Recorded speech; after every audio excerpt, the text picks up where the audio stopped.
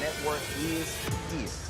Hold no punches. I'm real revolutionary right now. Support this man, Black media. He makes sure that our stories are told. Thank you for being the voice of Black America, Roland. Stay black. I love y'all. All momentum we have now, we have to keep this going. The video looks phenomenal. See, there's a difference between Black Star Network and Black-owned media and something like CNN. You can't be Black-owned media and be scared. It's time to be smart. Bring your eyeballs home. You dig?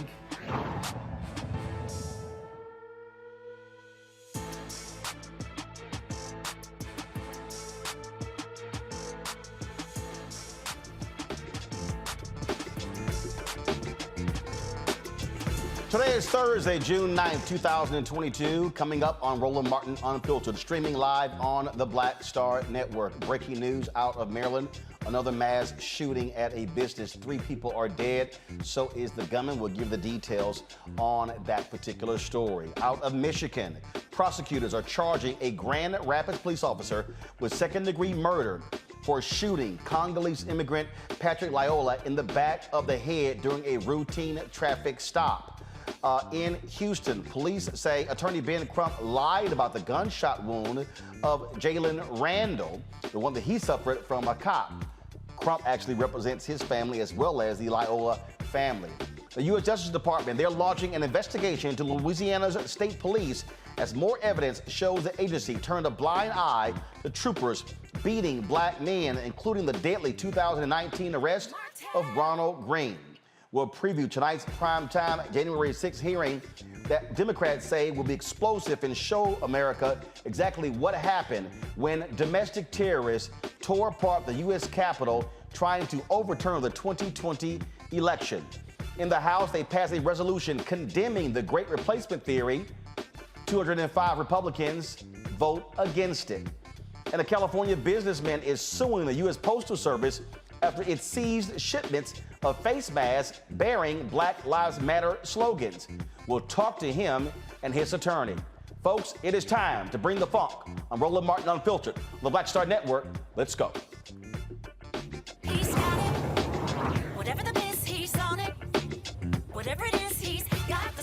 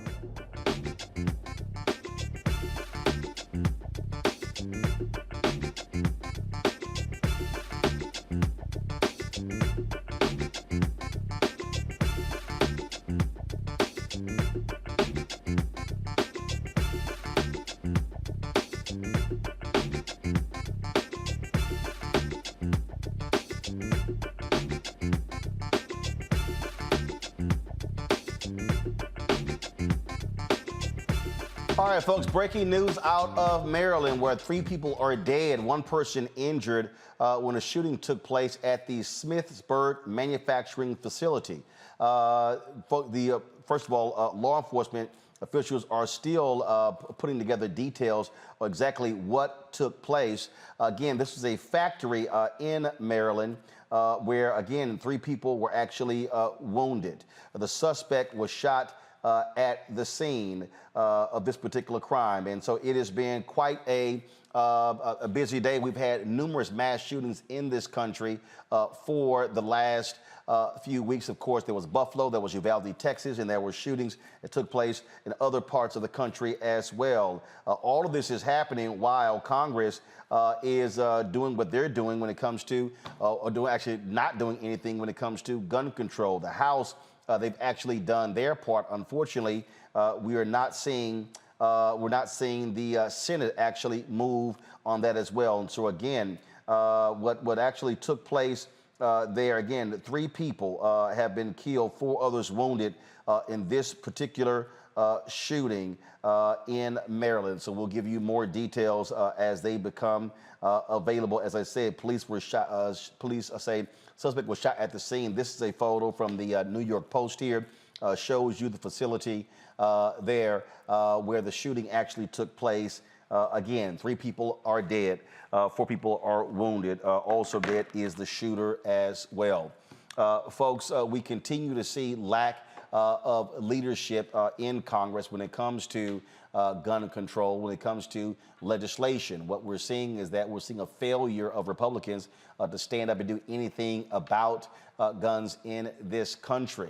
Now, supposedly they are negotiating with Senator John Cornyn and others, but the reality is don't expect the Senate to take up the bill that was actually passed in the House. The House passed a bill that would raise the age to 21 to be able to purchase a gun. Now, Mitt Romney, a senator from Utah, he has actually come out and said that he is in favor of doing that. But remember, you still need those 60 votes in the Senate to get anything done, because you have 2 Democrats who will not end the filibuster. And so this is a story that is in Politico. Conservatives lay off Senate gun negotiations. They're sort of laying low, not blasting anything until they see what actually happens. Again, the House has already passed their particular bill, but the Senate is not expected to pass that particular bill. I want to bring up my panel right now to talk about this because, again, what we continue to see in this country, we're seeing a failure of leadership. Here's Dr. Larry Walker, assistant professor, University of Central Florida; Reese Colbert, founder of Black Women Views; and Dr. Greg Carr, Department of Afro-American Studies at Howard University. President Joe Biden was on Jimmy Kimmel's show where they talked for about 20+ minutes. And this is what Biden had to say about whether he would use executive orders to deal with guns. There have been, 27 shootings at schools?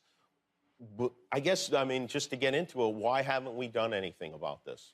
Well, I think a lot of it's intimidation by the NRA. And look, this is not your father's Republican Party. This is a MAGA party. It's a very different Republican Party. And so you find people who are worried, I believe, that if they vote for rational gun policy, they're going to be primaried, and they're going to lose in a hard-right Republican primary. You an executive order. Trump passed those out like Halloween candy. Yes, sir. I did. Isn't that something that could happen? Well, I have issued executive orders within the power of the presidency to be able to deal with these, everything having to do with guns, gun ownership, whether or not you have to have a waiting, all the things that are within my power. But what I don't want to do, and I'm not being facetious, I don't want to emulate Trump's abuse of the Constitution and constitutional authority. And so, and I mean that sincerely, because I often get asked, look, the Republicans don't play it square. Why do you play it square? Yeah. Well, guess what? If we do the same thing they do, our democracy will literally be in jeopardy. Well, yeah. Not a joke. All right. That sounds fine, Reese, but in reality, what we are seeing are Republicans in Congress who backed up what Trump did when he was in the White House, And so they wield power. They wield it. Period. And you know what, Roland, I would disagree with you when you say that the Republicans are failing to lead. They are leading. The problem is their leading is obstructing any kind of progress and actually radicalizing this country by rolling back rights, rolling back protections in every single state that they control. This is not a hypothetical situation. They are racking up wins after win. So Republicans totally excel at leadership. The problem is they are just at odds with with a majority of this country leads. And so that's what the Democrats have to realize. This is not inaction. This is obstruction that we're dealing with. And I don't believe that they're scared of the NRA. This is their failsafe. Republicans have been for decades leading up to this moment. They are preparing for a time where their 99% white voting electorate is going to be the minority in this country. And so they're doing everything in their power to disenfranchise, to gerrymander, to take away as many rights as possible, to pack the courts. They did that with Trump and McConnell. And all we're doing right now is playing defense, playing catch up, and trying to stop the bleeding. And unfortunately, we just aren't being as forceful enough as we should be. I understand the limits of presidential power, but it rings a little hollow when you talk about our democracy dying. If you do what Trump did, our democracy is already dying. It's dead for many people in many states. In Louisiana, they have to redraw the map. But guess what? In Florida, their map stands. That has taken away 2 Black districts. And so I definitely challenge the notion that there's some nobility in trying to keep up the norms when the Republicans have said to hell with it. We are going balls to the walls. We're going to pull out every stop until we're back in power completely. And when we are back in power, you can kiss this whole thing called democracy goodbye, what we have called democracy, because that's really what it is. It's just a label at this point instead of a real institution. And so wake up to the situation. If you have an executive order and it gets batted down, so be it. Deal with it when it comes. But this lack of ability to push the envelope is going to just continue to rack up more losses and further disillusion people who are looking to the Democrats to do something. And you can explain the nitty-gritty about civics and this power and this branch and that branch, but that message is not resonating with the large swath of this country that you need to turn out in the polls in November. Larry Reese mentioned Florida and that particular point there, where Governor Ron DeSantis said the hell with what the legislature was doing. He would draw his own maps. Republicans control the Supreme Court there, and so you're Republicans that control the legislature. And so when you control all the levels of power, you can do what you want. And we see the Florida Supreme Court said, yes, his districts will stand. His maps will stand. Yeah, Roland. And the interesting thing about that ruling is it's inconsistent with the state constitution. But, Reese talked about, in terms of power play, and you referenced it before, it really doesn't matter what laws have been passed previously. It's just strictly a power play. So you talked about what's obviously happening in Florida and the current map and essentially negating a Black congressional district. And then obviously we continue to extend it and talk about the lack of effort, particularly obviously in the Senate, in terms of, try to hopefully identify some kind of comprehensive bill that addresses the issues of these mass shootings in the United States. But I'm not hopeful anything is going to happen. I also want to connect it to what President Biden talked about in that TV interview. And I've said before about that he's often too nostalgic, and he needs to really put on some boots and really get to work enforcing folks to do the work that needs to be done. He talked about not trampling on the Constitution, and no one's asking him to do that. But what they want to do is since the beginning of his presidency, is more of a sense of urgency. And obviously, he gave a speech last week, which is important. But we really need to see Congress members, not members of Congress, members of the Senate, hold their feet to the fire in terms of passing comprehensive gun reform. Because what we'll do, Roland, every week when we come together, we'll be having these conversations about these mass shootings. Obviously, the one you described in Maryland just happened within the last hour and a half or so. But this is tiring, and we need the work to get done. Also, let's remember that we have an election in November, and President Biden's poll numbers are in the tank. And we are likely to see a switch in the House, some changes in the Senate. So we really need to get something done, like I said a few minutes ago. he really needs to hold, and obviously Republicans, but also Democrats, the two Democrats you described, to change the filibuster so we can get some work done, not only in terms of gun reform, but obviously in terms of passing the John Lewis Act. Here's the thing here, Greg, to Larry's point. Biden keeps talking about, oh, this is not the your dad's Republican Party, your grandfather's Republican Party. Guess what? You better be living in 2022. So, again, there's this hearkening back to what it used to be. That is gone. It is gone. I mean, it's sort of like when somebody's wife or husband leaves them, and you're like, yo, they ain't coming back. And you can sit there and flip through albums and look at pictures and old videos, but that life you had, that's gone. And so it seems that, Biden is still sort of hoping that something magical and mystical happens to where it returns. And even before Trump got there, the Freedom Caucus was there. Before that, the Tea Party was there. It ain't been that Republican Party when he was the vice president for Obama. So, bruh, that was 2009. It's been 13 years. You might want to wake the hell up. That's right. Yeah, and before all of them, the Spanish came. Before that, the English came. Before that, it was George Washington. In other words, there was never a time. We shouldn't be looking backward at all. This is a violent enterprise. While these folk were being shot and several of them killed in Maryland, about 75 miles north of Baltimore, near the Pennsylvania border, we were taping a Juneteenth edition of The Black Table with Gerald Horne.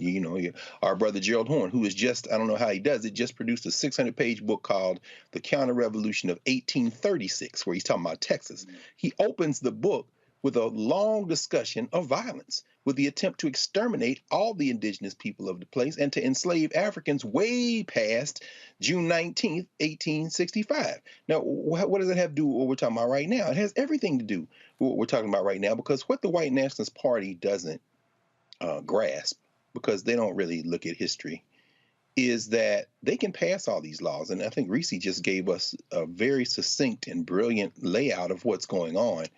But there are unintended consequences. What the hell do you think is going to happen when you rip up any notion of legal protections? The Supreme Court is getting ready to overturn a New York state law that's over a century old that's going to make it very easy to walk around in New York City with guns. And when that happens, California is going to be faced with an issue. There are about 7 states, Maryland is one of them, that have strict gun control laws that are going to be attacked after the Supreme Court does its work, that packed Supreme Court that Reese just talked about. Now, California is one of those states. There are about 120,000 Californians with concealed carry permits. But you know where most of those people are? San Bernardino, Shasta, Fresno, Orange, Sacramento, and Kern counties. And you got law enforcement officials there, because it's up to the discretion of law enforcement officials to give out those permits, who are handing out applications to people to apply. L.A. and L.A. County, which is about a quarter of the population of California, they have less than half of 1% of all the concealed carry permits. And there are two, according to a recent New York Times article, in the whole city of San Francisco. Now, what does that have to do with all what we're talking about? There's a culture of violence here. The culture of violence says exterminate anyone who doesn't look like you to protect whiteness. That is the history of Texas, and in many ways, the history of the whole criminal enterprise called United States of America. When they consolidate power, and the White Nationalist Party has done that. I mean, we see that feckless ghoul out of Kentucky saying that you must protect Brett Kavanaugh at all costs. Damn those children in Uvalde. And, hey, I'm very happy about that, because you see what is happening at this point is they think somehow that the rest of us respect the law more than they do. That is a tragic mistake. If no one else understands power in this country, it's Black Americans. So the minute you take away all of the barriers to prevent people from getting guns, guess who will then say, well, let me go get my gun? It ain't going to be them white people that already got them in them 5 counties in California I already talked about. It's going to be them cats that say, I don't know about politics, but all I know is I got to protect myself. I should say one other thing. I spent the morning with some students from Minneapolis and St. Paul, some high school students who are in town. And I had my mask on. And I asked them, is Minnesota safe? Because you were talking about, Mira Locke and George Floyd. And one of the young guys said, is middle school safe? Then they all started laughing because they couldn't hear me through the mask. But that opened up a conversation. You know how terrified young people are in this country right now of loud sounds, of arguments they hear going on. And they talked about how they don't feel safe in this country. Well, guess what? How long before the parents of those young people say, we don't feel safe, so maybe we should start shooting first, since the police shoot first? Unintended consequences. You're not going to win what you think you win by ignoring the rest of us. Indeed. Folks, got to go to a break. We come back. We're going to talk about the case out of Michigan where a cop being charged with second-degree murder. He's already turned himself into authorities. That and more on Roland Martin Unfiltered. Folks, download the Black Star Network app, available on all platforms: Apple phone, Android phone, Apple TV, Android TV, Roku, Amazon Fire TV, Xbox One, Samsung Smart TV. Also, please join our Bring the Funk fan club. With every dollar you give goes to support our show. We're asking 20,000 of our fans on an annual basis to give a minimum of $50. That's $4.19 a month, 13 cents a day. Some give less, some give more. We appreciate every dollar. Checks and money orders can go to P.O. Box 57196, Washington, D.C. 20037-0196. Cash App is $RM Unfiltered. PayPal is R Martin Unfiltered. Venmo is RM Unfiltered. And of course, Zelle is Roland at RolandSMartin.com, Roland at RolandMartinUnfiltered.com. Let me shout out Ann Williams, David, Ronald Pierce, Lizelle Thomas Connors, Cordell, Angie, also known as Mocha Mima, and William Smith, Donald Rush, Donald White, Linrita Farmer, for Jeffrey Carter and Zelma Hale for their contributions to our Bring the Funk fan club. We'll be right back.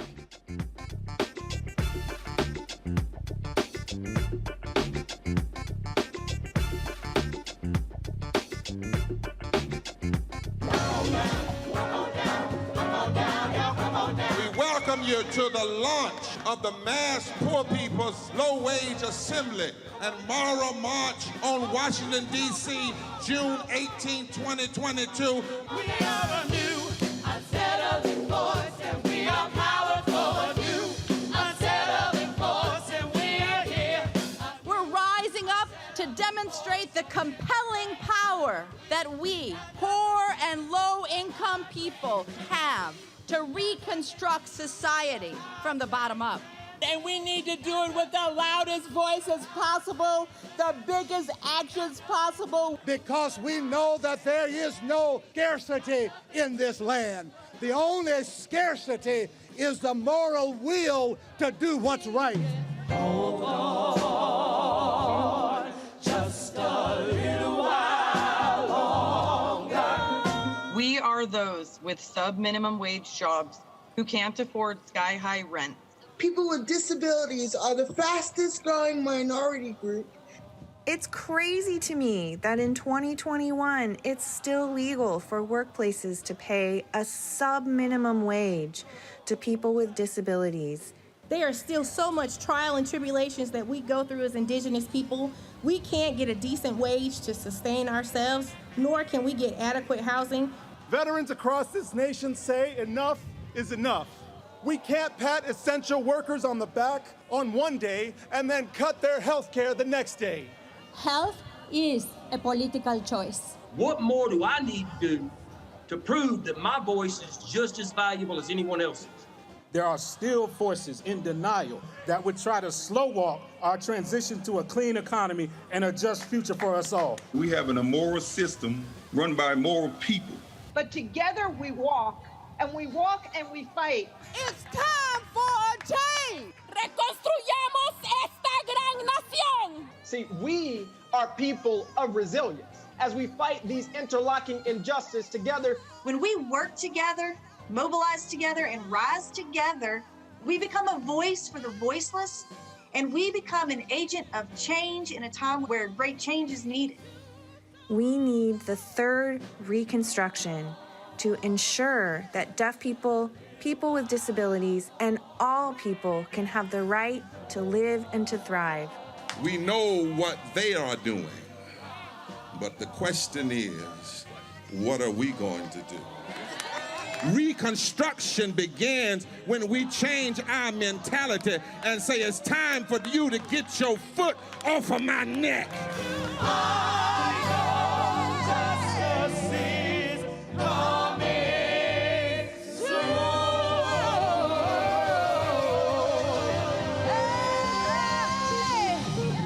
TV does matter, dang it. Hey, what's up, y'all? It's your boy Jacob Lattimore, and you're now watching Roland Martin right now. Yee.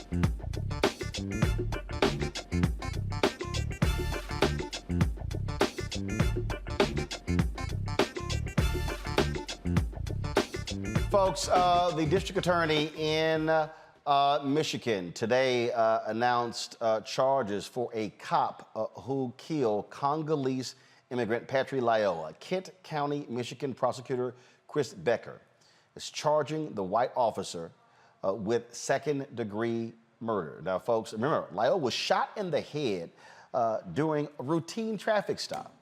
We showed you the video. We had his family members on. And again, that was a scuffle there when Lyoya tried to step away. This took place in April. The prosecutor announced the charges today against Grand Rapids officer Christopher Schur, weeks after this took place. Detective Sergeant Aaron Tubergen really did an excellent job. He's done everything I requested of him, even on some of the follow-up. And so it's made a difficult situation, obviously a little bit easier to have a partner that you can work with. Based on his investigation, based on everything he has provided to me, I've made the decision to charge Christopher Schur with one count of second-degree murder. Second-degree murder is a felony offense. It is punishable by up to life in prison with the possibility of parole.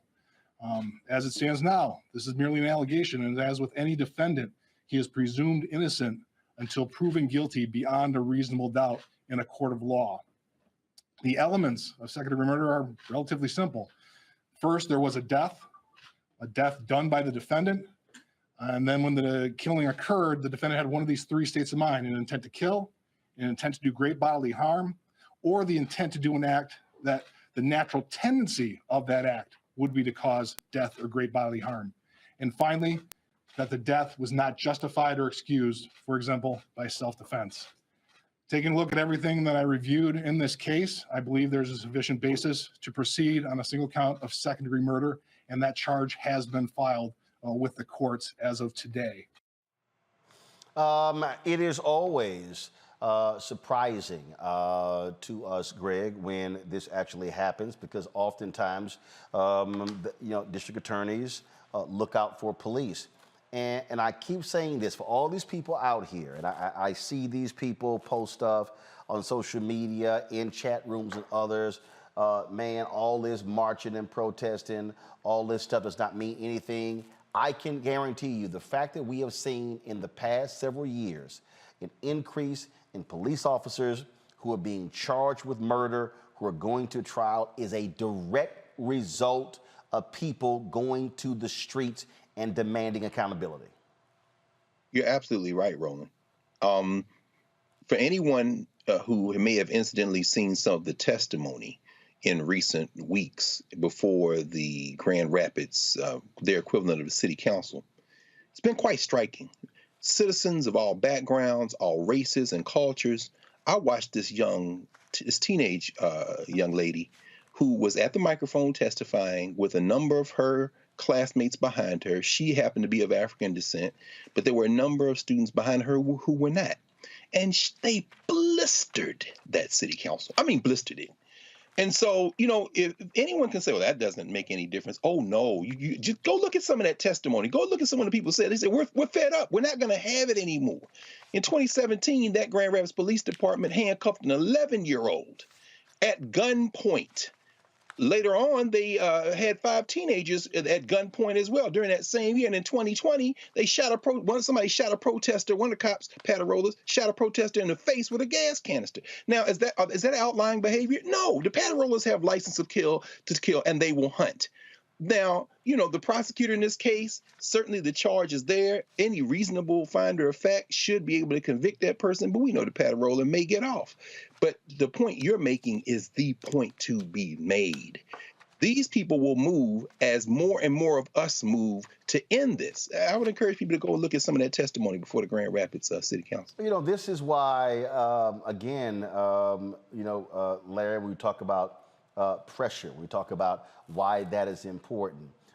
It was very interesting seeing this here where you had, Kevin McCarthy on the floor of the U.S. House yelling and screaming for Democrats to do something about a bill that Senator John Cornyn put forth dealing with security for U.S. Supreme Court justices. And the thing that I found to be interesting was you're demanding people move now, but you had no sense of urgency to protect citizens from cops with the George Floyd Justice Act. You're demanding people move now to provide security for 9 Supreme Court justices, but you're blocking gun legislation. I'm going to play this, and I want you to comment on that. Listen to this, y'all. Let me see. Let me go ahead and get this reconnected. Because it's just been so striking listening to these folks. Go ahead. Now you should play it now. House Democrats are leaving. Today they want to leave for a long weekend. They gave tomorrow back. I spoke to the majority leader this morning. I told him nobody on this side would object. A unanimous consent. He could run that bill on the floor right now and send it to the president so we could protect the Supreme Court. How many times do they have to be threatened? How many people have to be arrested with a gun outside their home? What would have happened had he not called 9/11? He didn't just have a gun, he had zip ties. But somehow you want to leave.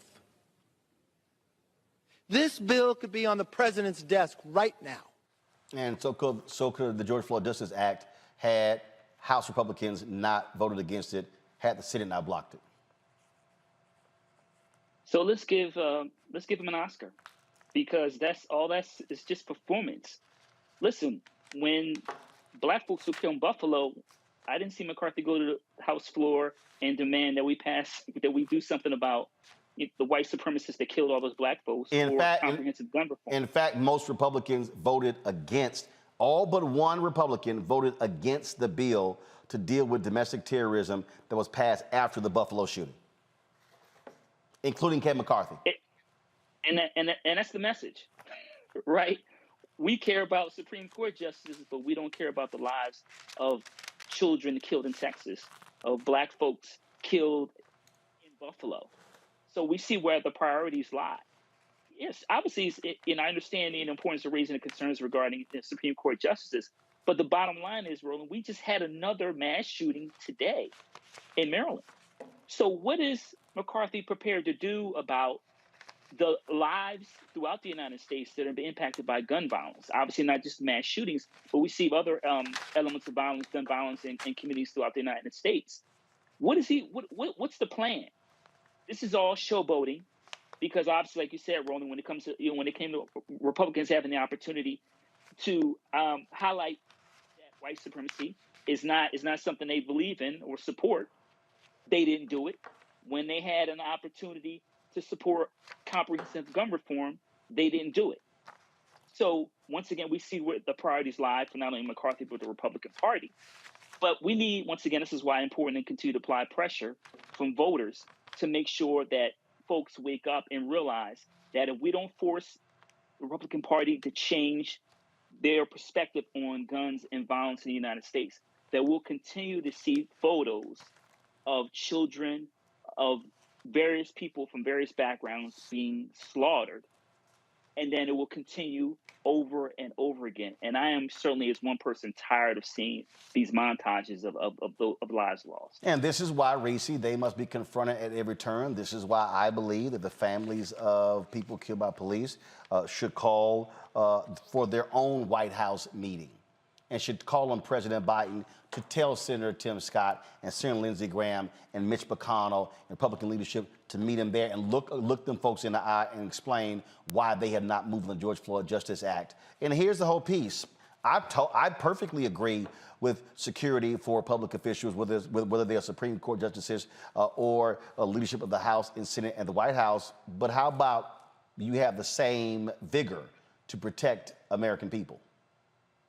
Well, they won't have the same vigor because what they want to do is insulate themselves from the radical lurch that the Supreme Court in particular is pushing this country forward. I mean, Justice Sotomayor, in her dissent on a case that was Supreme Court ruling that came out, I believe it was yesterday, talked about how the right-wing court is remaking itself and remaking America to the point to where border agents can go in without a warrant and beat the shit out of people, and you can't sue them. You have no recourse about it. And so what Republicans understand, like Kevin McCarthy understand, the urgency they have around this is the fact that the Supreme Court is sitting on a lot of very radical decisions that they haven't released yet because the PR from it will look horrible to say that you don't have to have concealed carry permits when kids are being slaughtered in schools. And when you're basically undoing any kind of protections that even the states can impose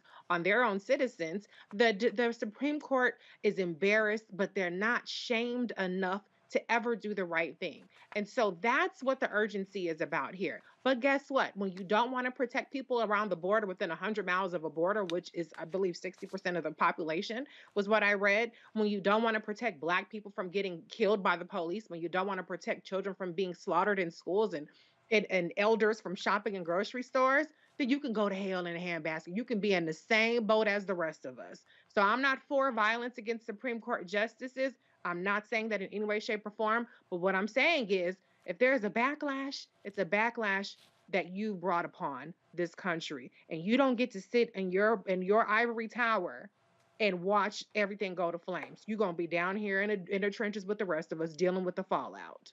Folks, that particular police officer, as I said, turned himself into authorities. He is set to be arraigned tomorrow. Second-degree felony murder is an offense punishable by up to life in prison without the possibility of parole. And so we'll certainly see what happens next. Now, Ben Crump is representing the family in that case. Now the Houston police chief is calling out Ben Crump, who is representing the family of Jalen Randle, who was shot and killed by cops there. The chief says that Crump made false claims regarding the death of Randle. Chief Troy Finner said the official autopsy results are pending, but preliminary results indicate there was one gunshot wound to the front of Randle's neck. Here's a statement that they released about the independent autopsy results being released by Crump. And then the chief says, this afternoon, I met with several community leaders to brief them on false information being released regarding the fatal incident involving Mr. Randle. We respect and understand emotions and pain that families who have lost loved ones go through during these investigations. Having said that, the family attorney, Mr. Ben Crump, who I respect as an advocate for justice, is claiming Mr. Randle was shot in the back of the head. This is a false statement. To publicly make such a false claim is irresponsible. While official autopsy results are pending, preliminary results indicate there was one gunshot wound to the front of Mr. Randle's neck. Mr. Crump and his team have publicly stated and used a diagram to indicate the gunshot wound was to the back of Mr. Randle's neck. While this is only one component of a comprehensive investigation, it is necessary to correct the misinformation. I take everyone in our community to not rush to judgment and wait for the investigations to be complete. Now, we did reach out today to try to get Ben Crump on today's show, but unable to book him, and so we certainly will continue to do that to try to reach him. I actually will be in Los Angeles tomorrow with Ben Crump and his organization because they have their Equal Justice Now Awards taking place tomorrow. There are a number of people who are going to be honored, and I am one of those folks who will be honored with their Excellence in Broadcast Journalism Awards. And so Yeah, I'll be talking to Ben tomorrow, so hopefully we will get his reaction to this. Now, the Randle family says they want the officer who pulled the trigger to be indicted, Now, this is also the statement that the Randles released. Shortly after Jalen was killed, we spoke directly to emergency medical professionals who told us that Jalen was shot in the back of the neck. Randle parents said in the statement, the funeral home director told us specifically that there was no bullet wound in the front of the neck, only the back. As a family, we have been trying to find peace since Jalen was killed. It is extremely difficult to find peace when the very people who executed Jalen are seeking to discredit us and the people who have been helping us advocate. And so, again, we will be following this story through its conclusion. All right, folks, got to go to a break. We come back. The Department of Justice, they are launching an investigation into the Louisiana State Police for their actions when it comes to the killing of black men, including Ronald Greene. We'll tell you that and show you some of that news conference today by the Department of Justice's Civil Rights Division. Again, folks, if you're watching on Facebook and YouTube, hit that like button. We want to easily pass 1,000 likes. Also, we want you to download our app. Our goal is to get 50,000 downloads. We want to hit 100,000 downloads by the end of the year. And so this is our ability to control our own destiny. I keep telling you, it's one thing for us to stream this show on YouTube or Facebook or Twitch or on Instagram, but it's different when we actually own the product ourselves. And so that's really what our goal is in building up the Black Star Network. And so, of course, you can download it on all devices: Apple phone, Android phone, Apple TV, Android TV, Roku, Amazon Fire TV, Xbox One, Samsung Smart TV. If you want to support us with our Bring the Funk fan club, you can do so. Check and money orders to P.O. Box 57196, Washington, D.C., 20037-0196. Cash App is $RM Unfiltered. PayPal is R Martin Unfiltered. Venmo is RM Unfiltered. Zelle is Roland@RolandSMartin.com. Roland@RolandMartinUnfiltered.com. Let me shout out to folks who did send checks in. Payne Thomas, we certainly appreciate it. Donald Nash Jr., thank you so very much. Let me also thank here Melanie Tittle. She actually sends us a check every single month from her bank account. So Melody, I appreciate that.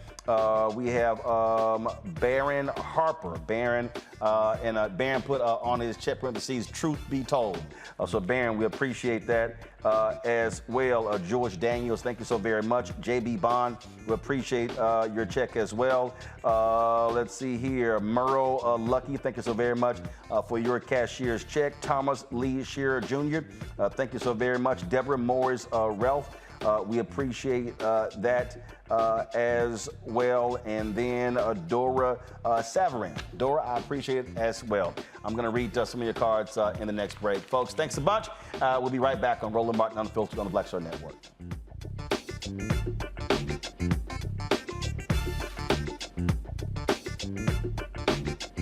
On the next A Balanced Life with Dr. Jackie, we're talking all things mental health and how helping others can help you. We all have moments where we have struggles, and on this week's show, our guests demonstrate how helping others can also help you.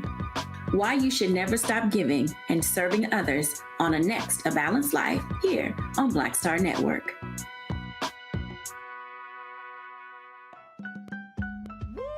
We're all impacted by the culture, whether we know it or not. From politics to music and entertainment, it's a huge part of our lives, and we're going to talk about it every day right here on The Culture with me, Faraji Muhammad, only on the Black Star Network. Hey everybody, it's your man Fred Hammond. I'm Deion Cole, and you're watching Roland Martin Unfiltered. Stay woke.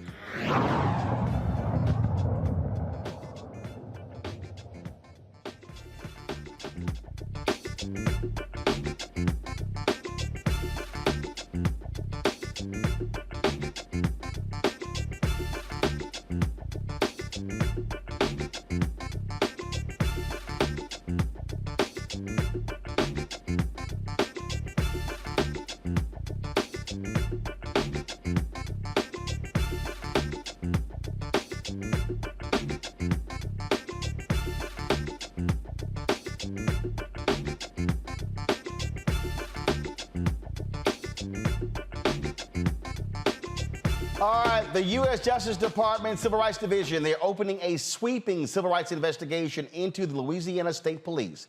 Assistant Attorney General Kristen Clarke made the announcement earlier this morning. There are other reports of unwarranted force after pursuits involving the use of tasers and blows to the head. Our investigation will be thorough and comprehensive. This marks the first statewide pattern or practice investigation of a law enforcement agency that the Justice Department has opened in more than 2 decades.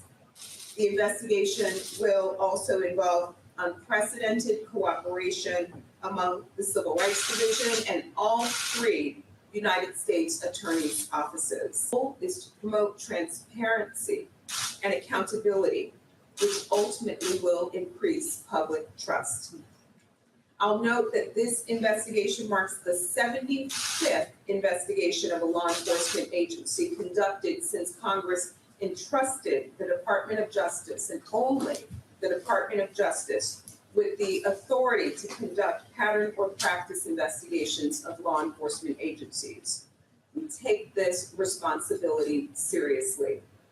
Every American, regardless of race, has the right to constitutional policing.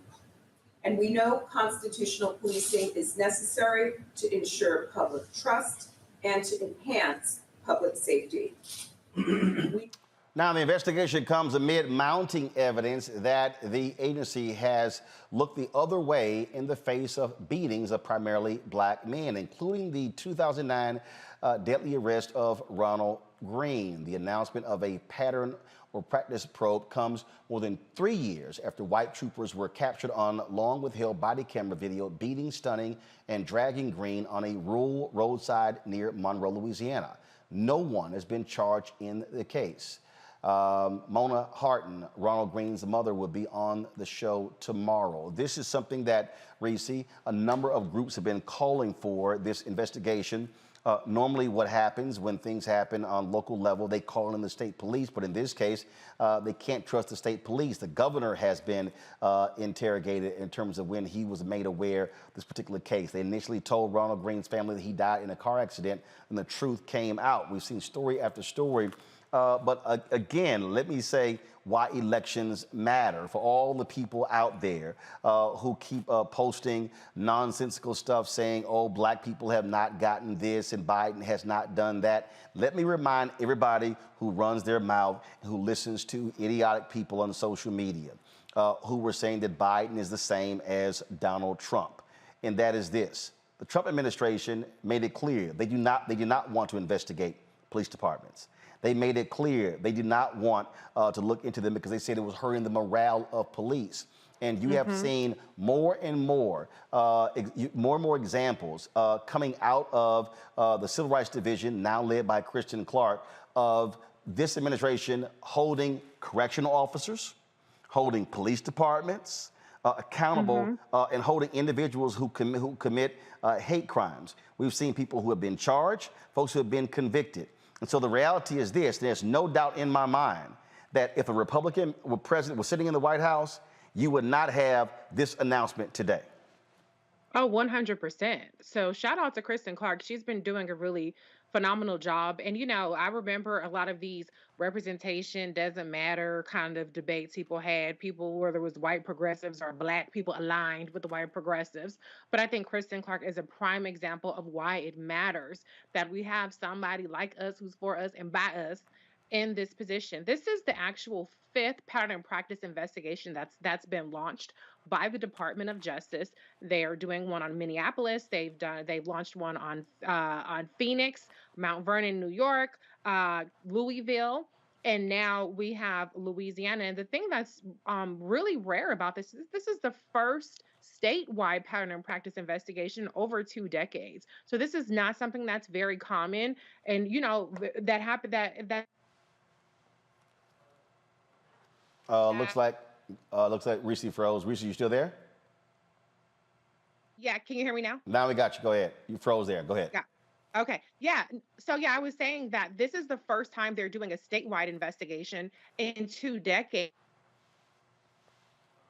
All right, we're having some issues with Reese's connection. Let me go to Larry. Listen, Roland, I was in Baltimore after Freddie Gray's murder, and obviously they had the pattern of practice investigative probe, and eventually signed a decree with the city of Baltimore. And I think one of the things in terms of why these investigations are important is they found, in terms of their investigation, that Black men in Baltimore City were being stopped repeatedly and not found to have anything that was illegal. So if anything else, and like I said, I know there have been conversations about how effective these, if there's a consent decree to sign, how effective they are. But I think these investigations are important because it identifies corruption, hopefully roots it out, and it will force the state of Louisiana to make changes. It shouldn't take several years after we have clear video of a Black man being lynched on a highway for them to do anything about it. So I congratulate DOJ from doing this. And as you highlighted, Roland, they've been consistent in terms of investigating, various jurisdictions that are obviously not doing what they're supposed to do in terms of making sure the civil rights of citizens are being met. And once again, I think this is important. I think they should continue to do this and hold people responsible, because once again, it's tiring to consistently see Black people being killed on roadsides or anywhere else. And we have to finally do something about it. So these probes are really important. Once again, it'll provide a lot of statistics about how Black folks are disproportionately stopped in Louisiana.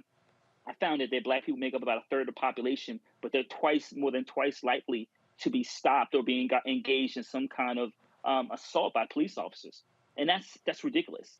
So I'm glad, like I said, this probe is going to be conducted, and hopefully they'll get to the bottom of this issue. And Greg, keep in mind what you heard Larry just say there. It was the Trump administration, when they came in, Jeff Sessions, they wanted to get rid of that consent decree in Baltimore.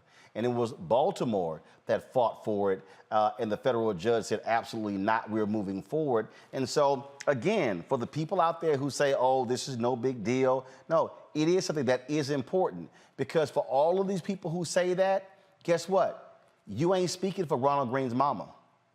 You're not speaking for the people in these cities, in Louisville, Breonna Taylor's mother or her relatives. And so it amazes me when I listen to these people who say, oh, this is nothing, this is performative. Well, you ain't got a loved one who's been gunned down and the cops lied to you. So I don't really give a damn what you have to think.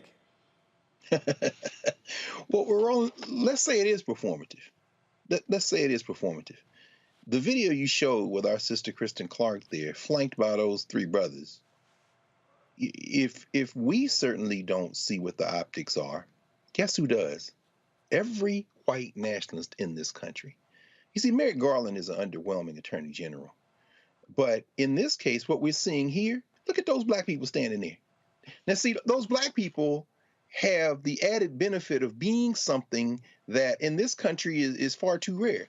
They are, what's the word? Oh, yeah, the law. Do you know how much fear this is exactly what white nationalists have been fighting against since they started this criminal enterprise? Now, in the case of Louisiana, you're absolutely right, Roland. You're not Larry Bowman, who got hit 18 times with a flashlight by this cop, Jacob Brown, who has tallied 23 use of force violations for Louisiana State Police since 2015, 19 of which have been Black people. So, on the ground, it makes a big difference. Now, it's funny, we just passed Prince's birthday this week. He would have been 64.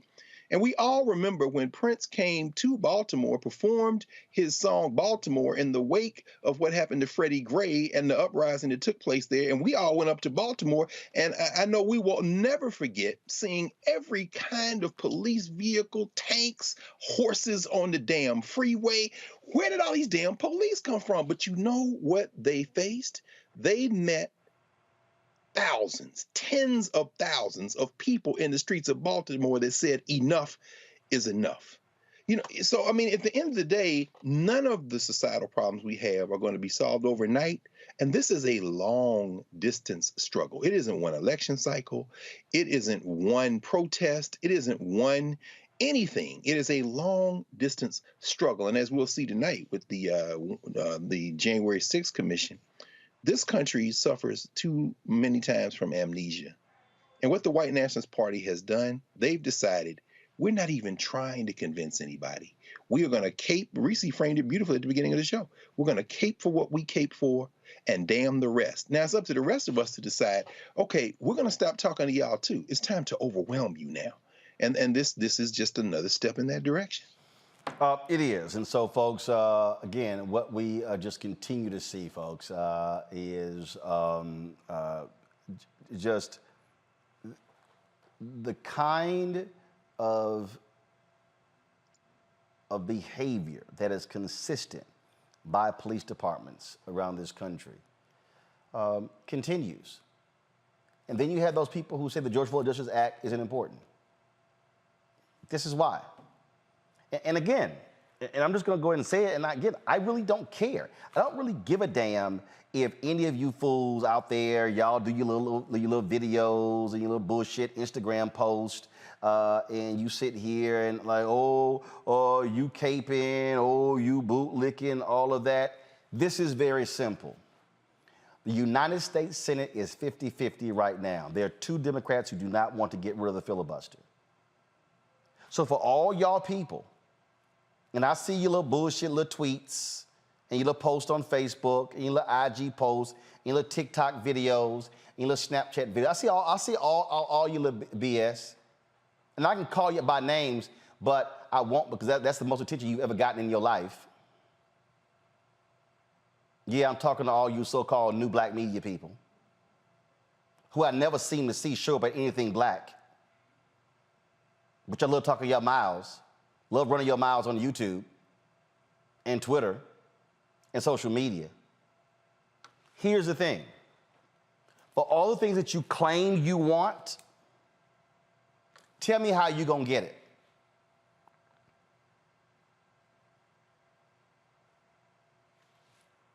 I'll wait. Tell me exactly how you're going to get the things that you claim that you want if you do not change the very people who are in place. Dallas Mayor Ron Kirk later became trade representative for President Barack Obama. Ron's one of my golf buddies. Ron's like, Roland, all that other bullshit don't mean nothing unless you can count votes. And when you can count votes, and you got the votes in your pocket, that's when you know you won. So if I sat here and did some math, and I said, if the same people who love to post and tweet and run their mouths would actually use that energy to push Sherry Beasley in North Carolina, she'll be the next United States Senator, which means you can take one off the board for the Republican Party. And if Fetterman, and there's some issues with Fetterman, but I'll take a Fetterman over Dr. Oz any day. That now takes another Republican off the board. Wisconsin's primary is going to be coming up. The person leading on the Democratic side is Lieutenant Governor Mandela Barnes.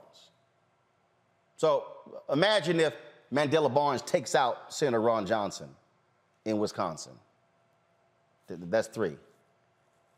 You got that fake MAGA fool, J.D. Vance in Ohio. So imagine if black folks and others in Ohio support Congressman Tim Ryan. That's 4. And imagine if Democrats in Florida get their act together and Val Demings knocks out Marco Rubio. That's 5. Imagine if black people and poor white folks in Kentucky would stop voting against their interests and voting for Rand Paul, would instead support Charles Booker. That's 6. And imagine if the same black people running their mouths, including some folks based in Louisiana, would use the energy to register black people between now and November to support Gary Chambers. You could take out Senator John Kennedy, that fake talking fool there as well. That's 6. You protect Warnock in Georgia. You protect Nevada, New Hampshire. And also, you could potentially take the seat in Missouri. What I'm laying out is, if folk actually put the work in, the Senate could potentially look like 56-44, 57-43, 58-42, 59-41, dim to Republican. Now, Manchin and Sinema don't control the show. But some folk out there love to tweet about what folk not doing, what they should be doing, and who licking boots, and who doing that. And you know what's gonna happen? They're gonna be the same people posting and tweeting if the Republicans control the House and the Senate. They're gonna be the same ones saying, oh, look at this here, we cause Democrats to lose. Now what they're gonna do, and while the Republican Party is running a train on you, yes, I said that for a reason. While they running a train on America, you're gonna be sitting your happy ass there on social media saying, see, look what I told you. All the while getting nothing that you claim you want. But go ahead and play around with that America. Because see, I can already pull the story up and show you how the Republican Party, they are already planning.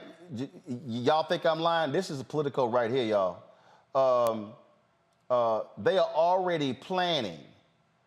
Look right here. Look, let me pull it up. I'm gonna show you this here. Just in case y'all think I'm lying. Just in case y'all think I'm lying. They already planning what investigations they're going to launch when they take control in 2023. Y'all, they're already planning it. They're gonna give Marjorie Taylor Greene her committees back if they take over and she wins in Georgia. They're going to fully endorse and support these white supremacists. But y'all go right around and keep playing. Go right ahead, keep playing. And then rerun this video. Then when I say hashtag, we tried to tell you. Because we're trying to tell you right now. But as they say, fuck around and find out.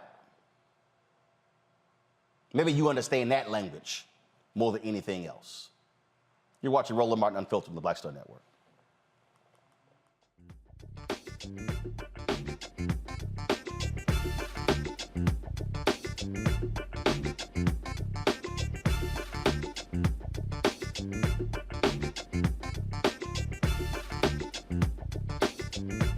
On the next Get Wealthy with me, Deborah Owens, America's Wealth Coach, you'll hear from Elizabeth Davis. She left a flourishing career in the construction industry to build her own business using her same skill sets. And oh, by the way, now a multi-million-dollar business. Every day I was looking at my numbers rather than looking at them weekly or monthly. When you're first starting your business, my recommendation is look at your numbers every day, because are they balancing out each day?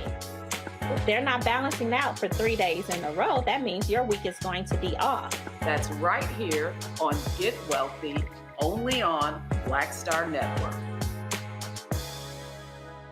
I'm Dr. Greg Carr, and coming up on The Next Black Table, we're speaking with Dr. Lucius T. Outlaw Jr., master teacher and philosopher.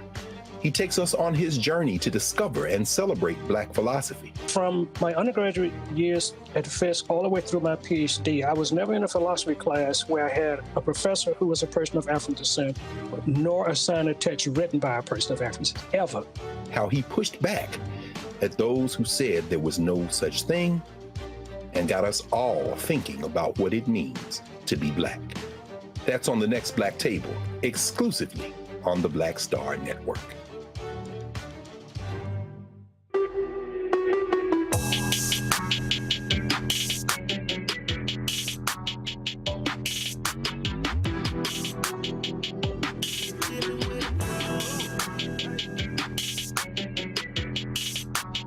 Hey, Fan Patrol Grooming is a men's grooming company that delivers on their promise every day to men everywhere. Everything we do, every product we make is designed to help you Present your best self. It's a promise they've kept since 1991 when they first introduced the Bump Patrol brand, the #1 men's product for a smooth, bump-free shave and silky skin. Millions of customers count on their exceptional skincare products, which can be found at more than 30,000 retail stores in more than 50 countries around the world. Now you can have exceptional beard and skincare products that are as unique as you are. Fellas, as we prepare to go back out into the world with COVID restrictions being lifted nationwide, it's time to get our groove back and lose that scruffy look. Visit www.patrolgrooming.com to order a Patrol Grooming box and use this discount code #Roland30, that's #ROLAND30 for a 30% discount at checkout. And we certainly appreciate Patrol Grooming being a partner with us at Roland Martin Unfiltered and the Black Star Network.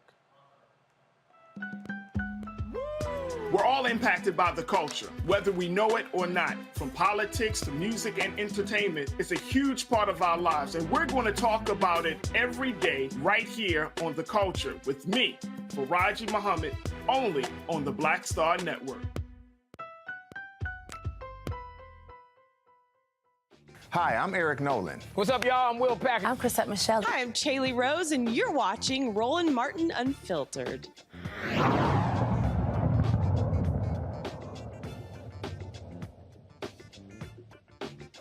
If you are listening to Trump, you're a boss. It's sad. It's sad.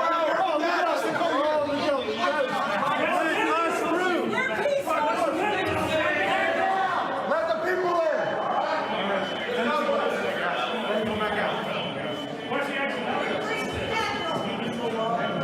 Hey, it ain't safe for you guys. We love you guys. Take it easy. It's an 11-month investigation with the American people. The committee reviewed more than 135,000 documents and interviewed more than 1,000 witnesses, including Trump advisors Jared Kushner, his daughter Ivanka Trump, Donald Trump Jr., Rudy Giuliani, and former Attorney General Bill Barr. The committee wants to prove former President Donald Trump was at the center of the illegal conspiracy to overturn the 2020 election. What else should we expect to learn from tonight's hearing? Joining me now is Michael Sozan, a senior fellow at the Center for American Progress, where he focuses on democracy and government reform. Michael, glad to have you on the show. Already, Republicans are trying to say that this is, well, they've been saying it since it was formed, an illegal committee, that they are unjustified. They've got the communications arm of the Republican Party, Fox News, saying they're not going to show the hearings at all. Is it too late, though? It's 11 months it took place on January 6th, but is it too late? Has it already been baked in the minds from your perspective in terms of how people just feel about this?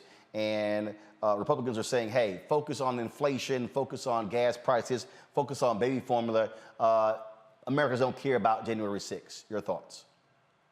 Roland, thanks for having me on. No, I don't think it's too late at all. I think that, of course, it's taken a while for the committee to really dig in and do its investigation. You threw out some really good figures there about, those figures show how deeply this committee has been doing its work. It's had the key staffers on the committee themselves used to be former prosecutors.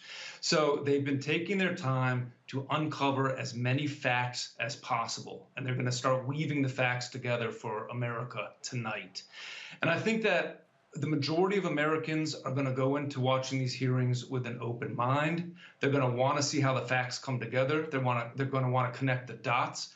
And then they're going to want some accountability. Now, of course, as we know, a big portion of this country, 30 or 40%, maybe the Fox News followers, are largely shut off to this. But that still leaves 60% of the country that's going to be following it, that's going to be discussing it. And after these hearings happen over the next few weeks, and after America learns about the true depths of this conspiracy and how to keep it from happening again, it's going to start conversations everywhere. And hopefully that will have a ripple effect. And hopefully that will start to change some minds of people who we didn't expect to change their minds. But we're starting off with a vast reservoir of people who really do want to know what is going to be revealed from these committee hearings. Again, what's interesting to me, this continuing effort to discredit it, It's because the people who are trying to do discrediting, they literally are still in power in the United States House.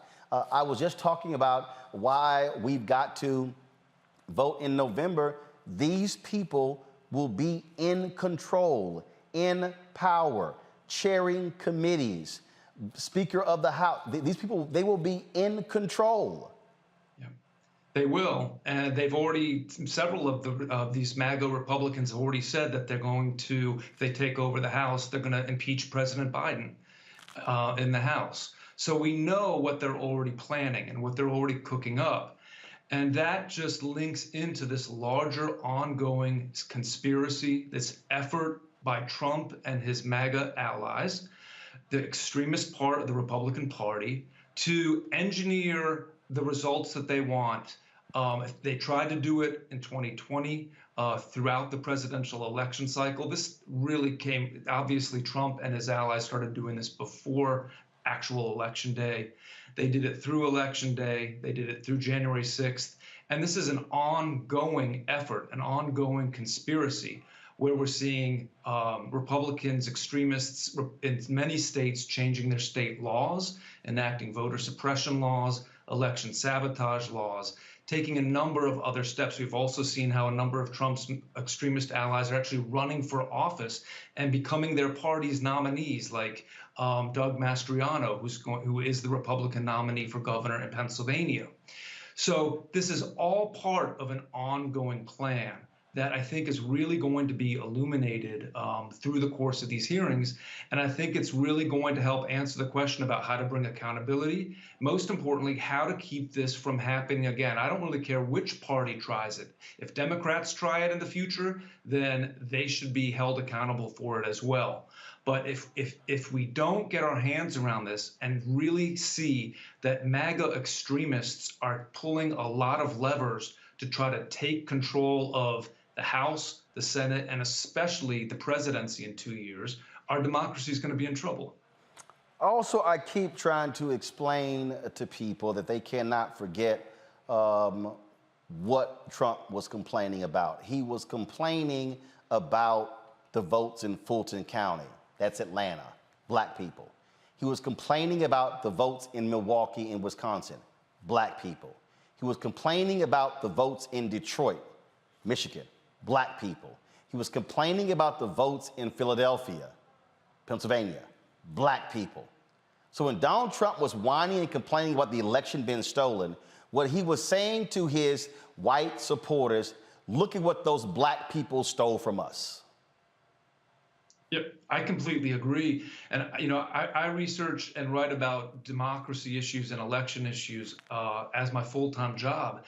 And what I've been saying for a while, and I know that you and many others have been talking about this as well, Trump's entire effort, along with his allies, was really an attempt to stop the emergence of a vibrant, multiracial America. And they absolutely are trying to they were reacting to the protests a couple of years ago around the murder of George Floyd. We've always seen this backlash whenever there's been some sort of progress. But this backlash is very much about trying to keep the emergence of a multiracial society. I think they are very scared of what they saw in Georgia, which elected 2 Democrats and President Biden. And that's why this is all part of a big plan to be able to nullify the votes of millions of Americans and overturn valid election results when they wanted to. And I'm afraid that this could continue in the future unless we really get our hands around this, because this goes to the core of our nation. This is the core of what makes us a democracy, which is people should have their right to vote and have their votes count, and to not have leaders overthrow valid results. That's why this should matter to every American. Yeah, and what we have to understand is that these people, and I've been saying this, which is one of the reasons, look, my book is coming out in September called White Fear. They do not like the browning of America. And so they cannot stand the fact that you have an increasing number of black people and Latino people being elected to office. They can't stand that. And so therefore, this notion of they are taking America from us, so therefore we must take it back. That's all this whole Make America Great Again crap is all about. They cannot handle the new America.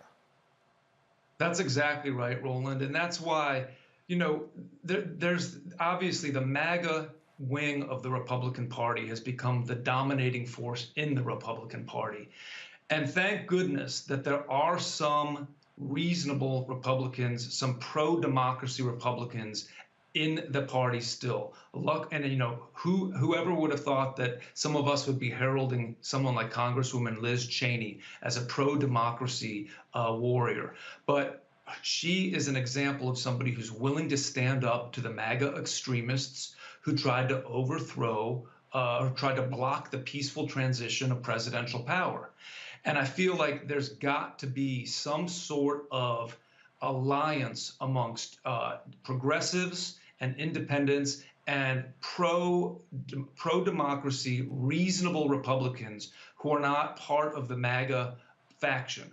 Because if that doesn't happen, then these extremist MAGA politicians, Trump and his allies, are going to continue to do whatever they can. And all they have to do is mess with the election process in just a couple of swing states where their candidates are running. Again, for example, in Pennsylvania, where Mastriano is running.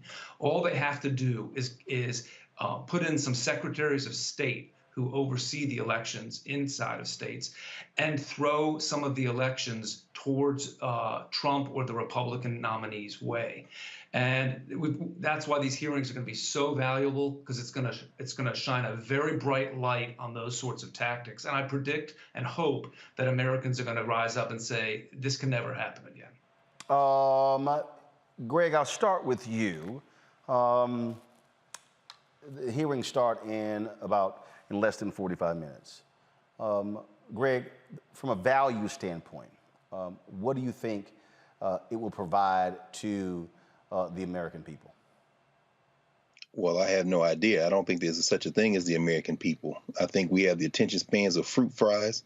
I think I was watching Adam Schiff yesterday talk about the fact that they hired a television producer, a film producer to try to get the message home. James Goldston, the former president of ABC News.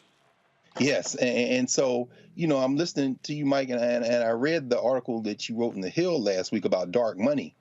And just thinking about the primaries, we saw all that money that was poured into the LA mayor's election that swayed people's opinion. The guy who's running against Karen Bass is telling bold-faced lies. We saw how mass media said, well, you know, they took out the San Francisco progressive DA and San Francisco sent a message to America, and when right across the bay in Oakland, a black woman as progressive or more than him won her primary, and in Contra Costa, another black woman as progressive him won as well. I'm wondering tonight how we take on the fact that there is no American people. This is the problem Joe Biden has. So I guess I would ask a question, Michael, of you. When we talk about reasonable Republicans, the reason Fox News isn't showing this tonight is because they live in a different world and they have declared war. At what point do we say us versus them and stop chasing this fantasy called the American people? I know Schiff and them are going to try to produce this tonight for people to watch, but people are not going to watch. And the money is being poured into people, even the ones who can't be convinced are being convinced away from their interests, and the people who hold on to white nationalism are clinging to it, and they can never be persuaded because the thing they fear the most is including the rest of us. I mean, at what point do we just say enough and we just got to fight for this, and there's a us and a them in this?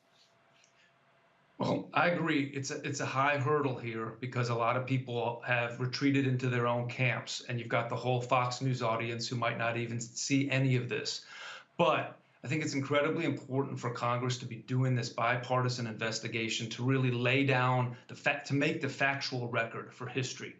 And I've got to think that with a lot of the country watching, and polls have indicated that over 60% of Americans are open. They want to watch these hearings. They're open to considering the evidence, connecting the dots, hearing what this conspiracy was all about and how to make sure it never happens again.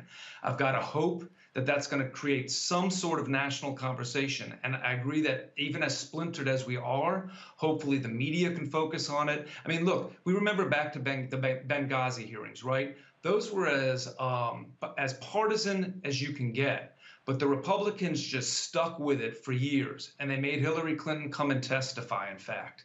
And she did. She testified for approximately 11 hours. She went and answered their questions. But they just kept talking about it over and over again, and it seeped into the public consciousness. And the mainstream media covered it nonstop as well. So that's what my hope is here, is that there's enough conversation around this amongst enough of these splintered groups that there are going to be some repercussions from this. But at the tail end of it, if we haven't moved any Republicans, any MAGA Republicans, especially out of their camp, then I agree that Democrats or progressives really have to move forward with the narrative that's going to come out of this hearing, which is that this is a deep-seated conspiracy amongst Trump and MAGA Republicans, and it's still going on, and we need to do everything we can to stop it. And people need to vote accordingly. Reese.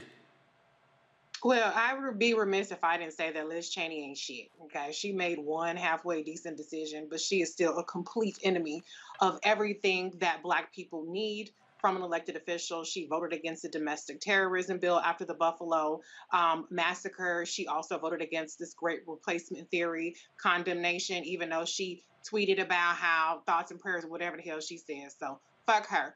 But as far as these hearings are concerned, I would be very surprised. I'm sorry. Okay, go ahead. I'm sorry. Oh, I'm sorry. I just had to put that out there because it's still Roland Martin Unfiltered, okay? I just had to represent. But anyway, as far as these hearings are concerned, I hope that they're entertaining.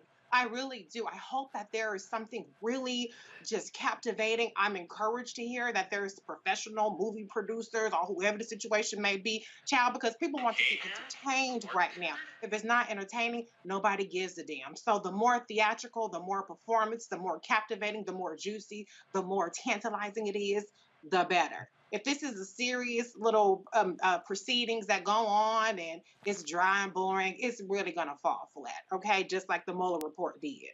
So the bottom line is where the attention span of this country is right now, the Democrats have a very high bar to clear. Fox News folks ain't watching it. OAN people ain't watching. We ain't going to get no MAGA Republicans. But if we do get people to recognize the severity, as your guest pointed out, of the Secretary of State's elections that are coming up, of the way that there have been people who are forging electors, trying to put forward forged electors for Donald Trump, and how much is at stake going forward, not just in 2024, but in these midterms, maybe then some good will come out of it. But the reality is that anything as appalling and shocking as anything that's going to shock and appall us is a feature, not a bug for the Republicans. It is a blueprint for them. And I highly doubt that they will be less emboldened to try this the next time. All right. You want to follow that up? Well, again, I agree with so many of those comments, and I think that this is going to be a high hurdle to change minds of MAGA Republicans. That's not going to happen. But I just really feel that these, hopefully, as you said, these hearings are going to be well produced. They're going to be gripping. They're going to cause conversation. They're going to allow Congress to create a record for history about these things, about these crimes, this conspiracy. And I think that will all be helpful. Even if it's at the margins, it's important to do. And it's important also to get accountability. If this can help put pressure on Merrick Garland and the Department of Justice to bring charges against people, maybe even Donald Trump, that's another beneficial aspect that could come out of it. So I'm going to stay optimistic right now, but still absolutely know about the high hurdles that exist in front of us. Larry. Yeah, Roland, I think one of the things we have to do is acknowledge all the work of Chairman Thompson from his years, decades ago as alderman in Mississippi to today. He was the right person to put in charge of the committee. But the other thing I want to highlight is kind of what Reese talked about in terms of of Americans. I think that this way is playing on national television at night it reminds me a lot of, these reality TV shows. And one of the things I worry about with Americans is that if there's no, twist or turn or kind of definitive moment where they're shocked, that it will fall on deaf ears. So I'm really curious to see how this plays out tonight. Like many Americans, I have no idea how this is going to go, but I'm assuming there's going to be at least one significant moment where the committee shares some information that Americans didn't know about, particularly as it relates to President Trump. But it is a tall task, and it will be interesting to watch. And I agree. I think there are going to be some twists and turns in there. I think there's going to be some very compelling witnesses along the way. They've looked at 140,000 documents and interviewed 1,000 people. There are going to be some things revealed that we don't know, and hopefully the committee will piece it together in a way that is absolutely compelling for the American people. All right, then. Michael Sozan with the Center for American Progress. We appreciate it. Thanks a lot. Thank you. All right, folks. A Michigan Republican gubernatorial candidate faces several misdemeanor charges for his role in the January 6th insurrection. Ryan Kelly, an ardent defender of Donald Trump, was arrested today in western Michigan.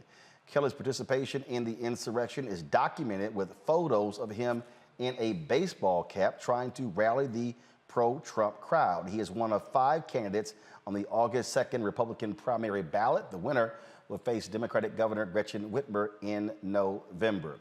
Folks, you heard Reese mention the Great Replacement Theory. There was a resolution that was put forth by Congressman Jamal Bowman that was voted on today in the U.S. Congress. It's no shock that Republicans did not support it. Now, this is what he tweeted. I just passed a resolution condemning the Great Replacement Theory for the first time in history. The resolution passed 218 to 205 in the House. I received widespread support from the Democratic caucus. That was the first tweet. There were a series of tweets that he actually sent discussing that. Now, again, I keep telling y'all, all House Republicans, and yeah, 2 Democrats voted against the resolution. Who are the 2 Democrats? Find out, please. Bowman stood firm on his stance against the hateful rhetoric. This is what he said today. It takes 2 things to kill multiple people whom you don't even know. It takes hate and evil in someone's heart and a weapon of mass destruction in their hands. We know we need gun control. We also need to fight against hate in all of its forms to truly build a multiracial democracy, the one that we all want so desperately. Racism, anti-Semitism, xenophobia, Islamophobia, homophobia, and hate in all forms are choking at the promise of our democracy and regressing us into tribalism. We are so much better than that. In Congress, we must treat both the issue of gun control and the root causes of hate. The Great Replacement Theory believes that only white people are responsible for progress in our society, and that the growth of a multiracial and multi-religious society is a threat to white people's existence and the health of our nation. This has spread and infected the minds of so many.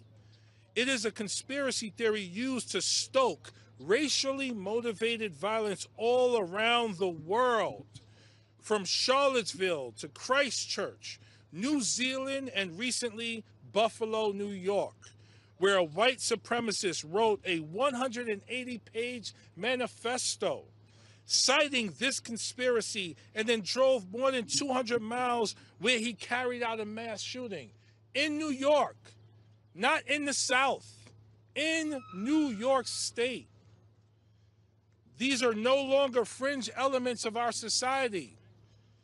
The Great Replacement Theory has gone mainstream thanks to right-wing Republican pundits like Tucker Carlson, who mentioned these theories more than 400 times on the most watched news network in the country. Top Republican leaders use it as a political weapon. It now threatens our very existence as a democracy and as a society. Our lives and our sense of safety are threatened. Nazi thinking, veiled as political banter, can no longer go unrecognized and condemned by our nation's legislative body and by the Democratic Party. Our response must be strong, and we must demand accountability. Who voted against the particular measure. Some Democrats complained with the lumping of this into the gun control legislation. Representatives Elisa Slotkin of Michigan, go please, come on, show it up please, go to my iPad. Representatives Elisa Slotkin of Michigan and Jared Golden of Maine, they voted no. Now, Golden previously opposed gun legislation that was passed in the House. Slotkin said her vote was to protest the way Democratic leadership had lumped the gun control measures together in one package. But again, just so y'all know, Republicans are real clear when it comes to this whole issue of great replacement theory because it appeals to their white nationalist base. That's just the reality. All right, folks, got to go to a break. We come back. We'll talk about strange story of how the post office pulled products that had Black Lives Matter on it. Really? Now they're being sued. We're going to discuss that next on Roland Martin Unfiltered. Don't forget, folks, to download the Black Star Network app, available on all platforms: Apple phone, Android phone, Apple TV, Android TV, Roku, Amazon Fire TV, Xbox One, and Samsung Smart TV. Come back me over here. Folks, those of you who sent in some letters and stuff. First of all, let me thank Perry Eccles for our check, and Tanya Robinson for the money order. Thank you so very much. We've got, I love this here. Got a money order here from Bernice Parrish. She said, keep building up Black voices. Thank you. And so I love how she said, boom, she put in how much she's paid, what her balance is. And so I appreciate that. Thank you so very much. And I told y'all, our supporters give to us in many different ways, and we appreciate every single dollar. Let me see here. There's a money order here from Dr. Karen Cudge. She says, thank you for expressing the best perspectives of Black people on your show so eloquently. I'm still moved by the ideas you expressed following the Chris Rock slap incident. I especially appreciated how you spoke to brothers directly and gave an example of how Will Smith could have handled the matter while defending his wife and acknowledging the pain of Black women related to hair issues. Your wisdom is rare and deeply appreciated. In close, please find another token of support. And so we certainly appreciate that. Thank you so very much. Let's see here. We got a long letter here, y'all. They sent in some photos and they sent in a check as well. So this is Betty Knowles.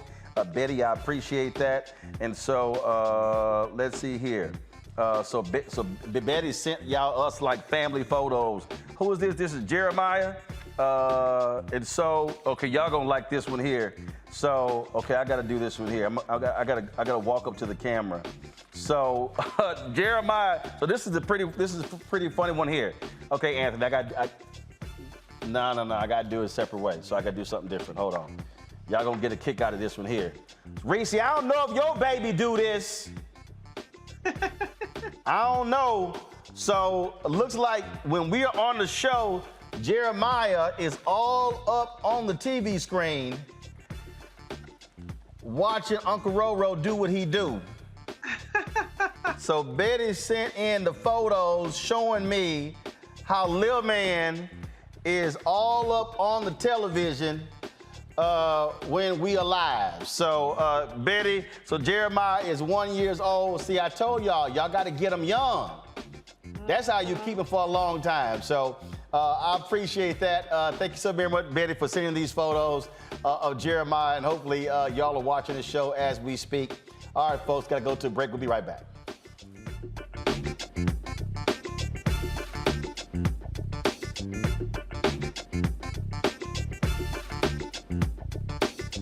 A powerful movement is rising across America. From the Mississippi Delta to the Apache stronghold. From the homeless encampments of Washington State to the coal fields of Appalachia of West Virginia. We are the 140 million poor and low-wealth people in this country, and we are building the Poor People's Campaign, a national call for moral revival. On June 18th, ahead of this year's midterm elections, while the Congress is still in session, we will hold a mass poor people's and low-wage workers assembly and moral march on Washington to arrest the attention of the nation, to put a face and a voice on poverty and low wages in this country. This is a watershed moment for justice and democracy in America. There are those who say that transformative change is impossible, but history teaches us that it is precisely in times like these that people must build a broad and deep movement from the bottom up. We must compel this nation to repent, to lament, and to see the realities that have been hidden for far too long. On June 18th, we will come together to lift the voices of the poor and low-wage workers who know that change is not only possible, it is essential for our survival. We will make the connections to show how systemic racism, poverty, ecological devastation, the denial of health care, the war economy, and the false moral narrative of religious nationalism and white supremacy are hurting us all.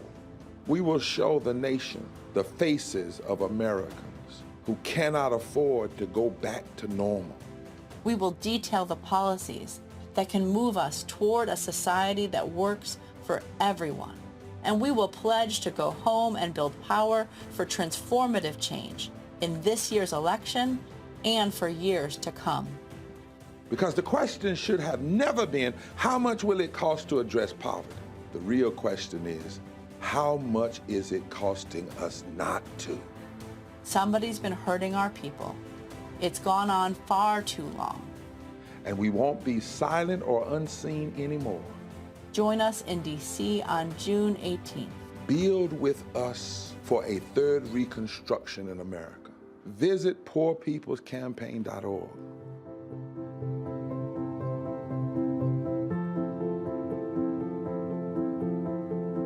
What's up, y'all? I'm Will Packard. Hello, I'm Bishop T.D. Jakes. What up, Lana Well, and you are watching Roland Martin Unfiltered.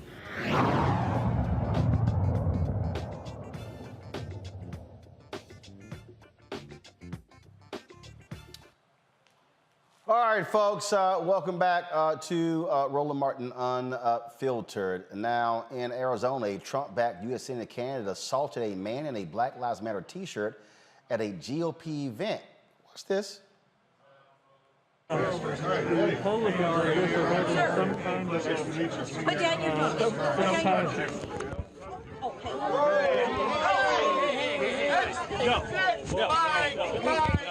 No. Hey, get him out of here. Hey.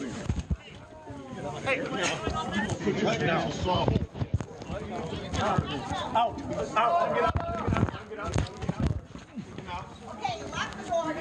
You can't hit a woman. What the hell's wrong with you? Who do you think you are?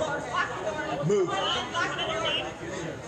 You know what? I'm a retired policeman. Your conduct is appalling. Masters claimed the 73-year-old protester punched a woman moments before the recording, and he had to intervene. This is the same Black Masters, Blake, who blamed gun violence in America on Black people.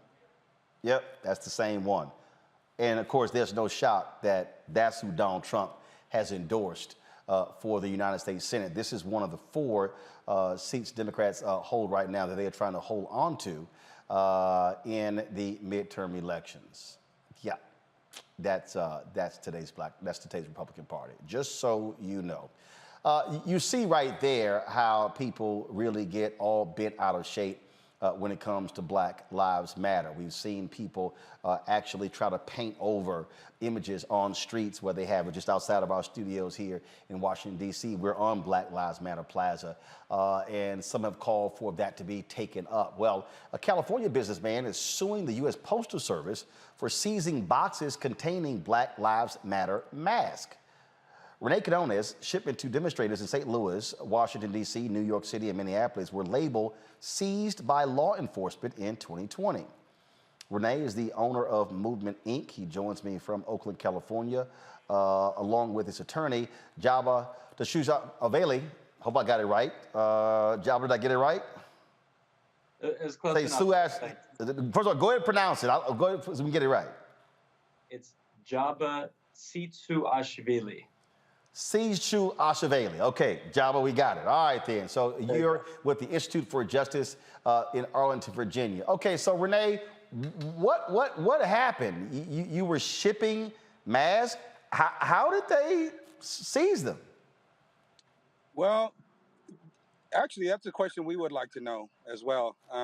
It was a typical order. I've been shipping with the Postal Service for many years at that same post office. We were shipping masks right at the beginning of the raging pandemic to protect communities that were out there protesting the police violence against unarmed Black and brown men in our communities. And, it was just face masks that we printed for the BLM movement. And so they seized them. And so how long did they hold them? And what reasoning did they give for this? Well, I think they held them for about 24 hours, but the way that we had shipped them, they were supposed to arrive the following morning. So because the protest began the following day. So holding them for any amount of time and delaying them really put our community at risk. But in terms of the reasoning that they gave us, the post office said that they resembled packages that could have been unmailable material, whatever that means, and that they were going to high drug traffic areas. I mean, I think everywhere in America can be considered a high drug traffic area. So masks were going to a high traffic area. I don't even know what the hell that means. Jaba, your thoughts? Yeah, sure. So, just to even find out this information was a long haul for Renee. He had to submit, Freedom of Information Act requests, appeal, how much of those requests were then redacted.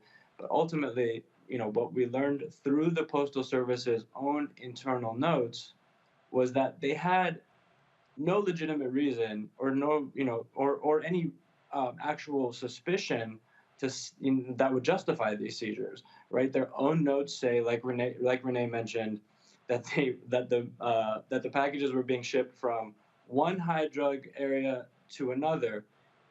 Now, frankly, that could apply to just about any large city, or maybe even just about any city in the country. The other justifications were just as absurd. They said that the reasons were that the boxes were taped on all sides. So again, that could apply to just about any Amazon package that we all get every day. And they said that the masks were sent by a frequent shipper of packages, which again, that could apply to any small or large business in the country. So at the end of the day, even crediting the Postal Service's own explanations and internal explanations for what happened here, this was an egregious and blatant violation of the Fourth Amendment's protections against unreasonable and suspicionless seizures and searches of personal property. So their explanation again for given, and so are they suggesting that your suit is without merit? Well, they haven't responded to the suit yet. We filed the suit last week. They have 60 days to file a formal response in court to the suit. So we'll see what exactly they say in response. But frankly, what we're expecting is not a response on the merits, a response that tries to justify their conduct. What we're expecting is them to invoke various court-created immunities that protect federal officials from lawsuits at all. Many people have probably heard of qualified immunity, which shields law enforcement and other government officials from lawsuits and makes it really hard to sue them. Well, in a situation like this, where you're suing federal officers, there's an added layer of immunity known as Bivens immunity. So what we're expecting them to do is invoke various kinds of, essentially non-merits-based justifications for why this suit should be tossed out. Renee, have you had any issues with your packages since? Well, we really don't use the Postal Service anymore. There's other private shipping companies that we prefer to use now because of this. All right, then. Well, look, we will certainly keep us abreast of what happens in this particular case here. It is still strange that there was a mask and all of a sudden there was a problem shipping them. So thank you so very much. Thank you. All right, Renee, Jabba, thank you so very much. All right, folks. It's a story of Tennessee that I've found to be quite interesting and weird, and that is the only black-owned radio station in Tennessee is at risk of losing its license from the Federal Communications Commission. The FCC is threatening to revoke Joe Armstrong's license for WBJF after Armstrong failed to report his conviction for falsifying tax returns. Armstrong's lawyer, Andrew Ward, defended Armstrong in this statement. He said this conviction has nothing to do with the station, and we believe it is an injustice to use this against him. He continues to provide a valuable service running WJBE, which is important to the community of Knoxville. He served his probation successfully, paid his fine, and had his civil rights restored. He has done everything the criminal justice system has asked him to do. Now, Armstrong revived the radio station in 2012. Owned by James Brown in the 60s and 70s, WBJF was the only black-oriented radio station in East Tennessee. Now, what's strange here, Larry, is that they say that he didn't note this on subsequent paperwork about this tax issue. But this is not like it was a violation of indecency standards. So, you know, I can get it if you say we'll issue a fine, but literally snatching the license? So I guess Republicans wouldn't consider this an overreach because it just doesn't add up. And so, as the attorney highlighted, the two issues are not related. In addition, you highlighted, Roland, that this station plays a critical role as it relates to the important topics, relaying information to the Black community. So this station is a community jewel. And as you highlighted before, it's been around for decades. So once again, this is an overreach by the government, and it makes absolutely no sense. I'm sorry to hear that they're trying to take the license away, but I'm hoping some federal officials will, send a letter to find out what's going on and support efforts to make sure that he can keep his license and the station can continue to provide a vital resource in the Black community. Reese? Yeah, when did the FCC start doing anything again? I haven't heard about shit that they're doing. So this whole dims the rules situation when it comes to a Black radio station is very convenient. So this definitely just seems excessive, and it's in the public interest to have a Black-owned radio station operating. And so hopefully the owner, you're not supposed to falsify documents. I understand that. You're supposed to follow the rules. I understand that. But at the end of the day, this is a major factor in terms of Black-owned radio. And so hopefully they do the right thing on this one, because we know that there's Donald Trump, goddamn, didn't pay his taxes, and he has all kind of tax shit, and he's still off somewhere getting Secret Service protection, living his best life. So I think they can go ahead and find somebody else to have the license, or whatever fine they have to get through, do that, because this is definitely excessive. Greg? Yeah, I agree. Again, this is where we have to, the word you used earlier, pressure, is very important. It's extremely important. Is he being persecuted? This is a guy who was a Democratic state rep in Tennessee. They convicted him in 2016 of making a false statement on his 2008 tax return because he had failed to disclose some income based on selling some cigarette tax stamps that wasn't illegal to do. And then he filed later. He paid, for what he had done. And then he filed later in terms of FCC filings related to the station, and he filed a little late. And you look at it and say, well, this is kind of a technicality. Why are y'all drilling down on this? And you can't help but think it's political. And parenthetically, the previous story that you covered, Roland, talking there about the brother from the West Coast, you heard the counselor evoke the Bivens rule. This is what Reese was talking about. This is what Reese was talking about at the beginning of the show, the Egbert versus Boulay decision that the Supreme Court put down yesterday on the Fourth Amendment, unreasonable search and seizure. I'm raising that to say that, as the government begins to or continues to kind of try to protect itself from doing whatever the hell it wants to do, whether it be federal border agents in terms of the application of Bivens in that case, or in the one we just heard, opening your mail and having somebody pay for something that they already paid for in terms of the post office, or in this case, having something else that we paid for, namely federal oversight in terms of the FCC, used as a cudgel against a black man in East Tennessee with a black radio station. You can't help but sit back and think to yourself, is this a matter of the rules? Or is this just a matter of politics being played? And so, whereas Congressman Barbara Lee intervened in this post office case and they forced them to at least say, well, your package looks suspicious, which got them a step further, or whether in this case, we need to put the hammer down on whoever is over the FCC and perhaps get some members of Congress to write some letters over there on behalf of one-time Representative Armstrong. We've got to get involved in the political process and put pressure on people because this is patently absurd. Yeah, and again, folks, understand the FCC governs all broadcast licenses. So we're talking about radio stations, television stations. They don't govern cable. And so, y'all, pulling of a license is extremely rare. I mean, it is very, very rare when that action is taken in this country. And so we'll see what happens there. All right, I got to go to a break. We're going to come back and we're going to talk about this Georgetown professor who acted a fool over Judge Ketanji Brown Jackson.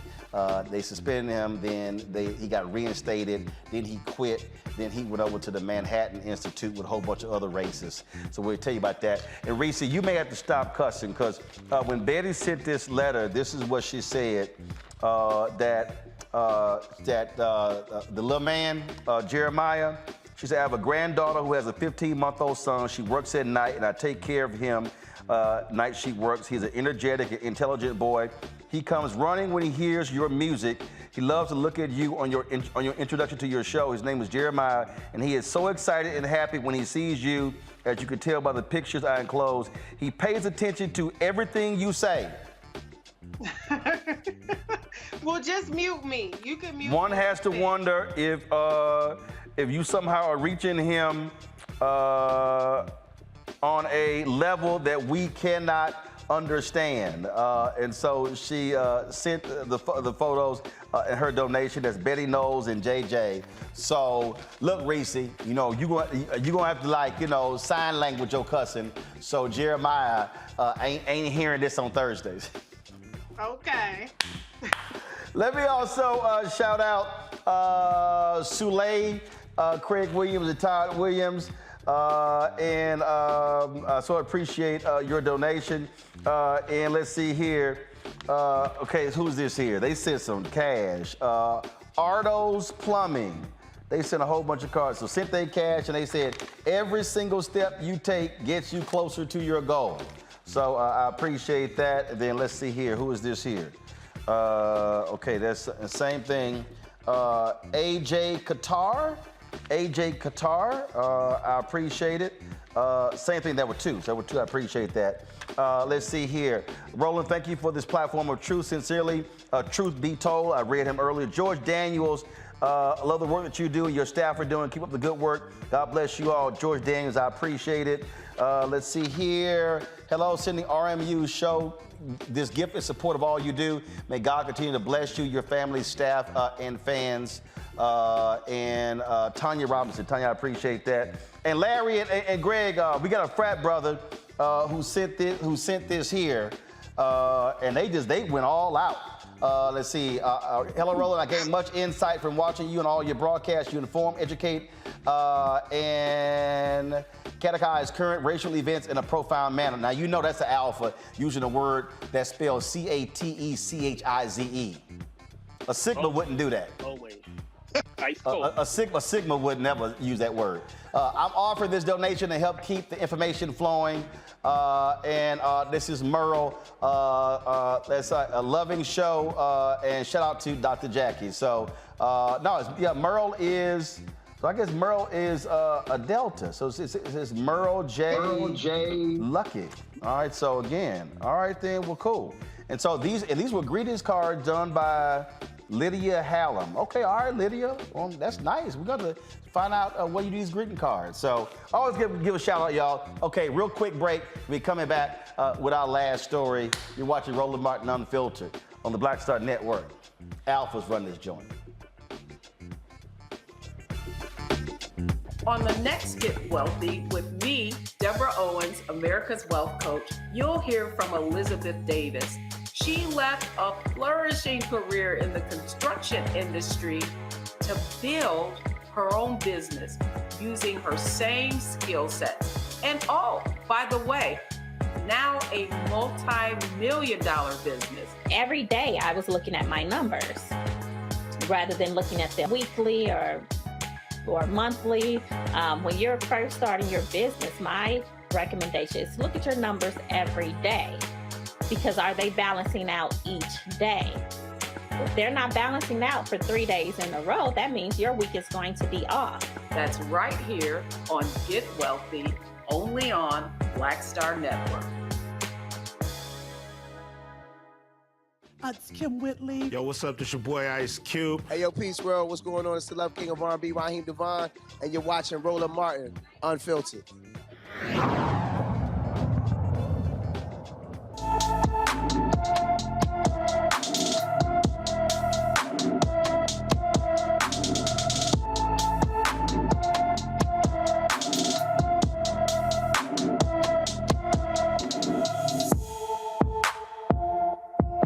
Drusilla Lewis of Tallahassee, Florida, has been missing since June 6, 2022. The 15-year-old is 4 feet 11 inches tall, weighs 90 pounds, with black hair and brown eyes. Drusilla was last seen wearing a white T-shirt with the words "Love and Sweet" in red and black writing and white shorts. Anyone with information about Drusilla Lewis should call the Leon County, Florida Sheriff's Office at 850-606-5800.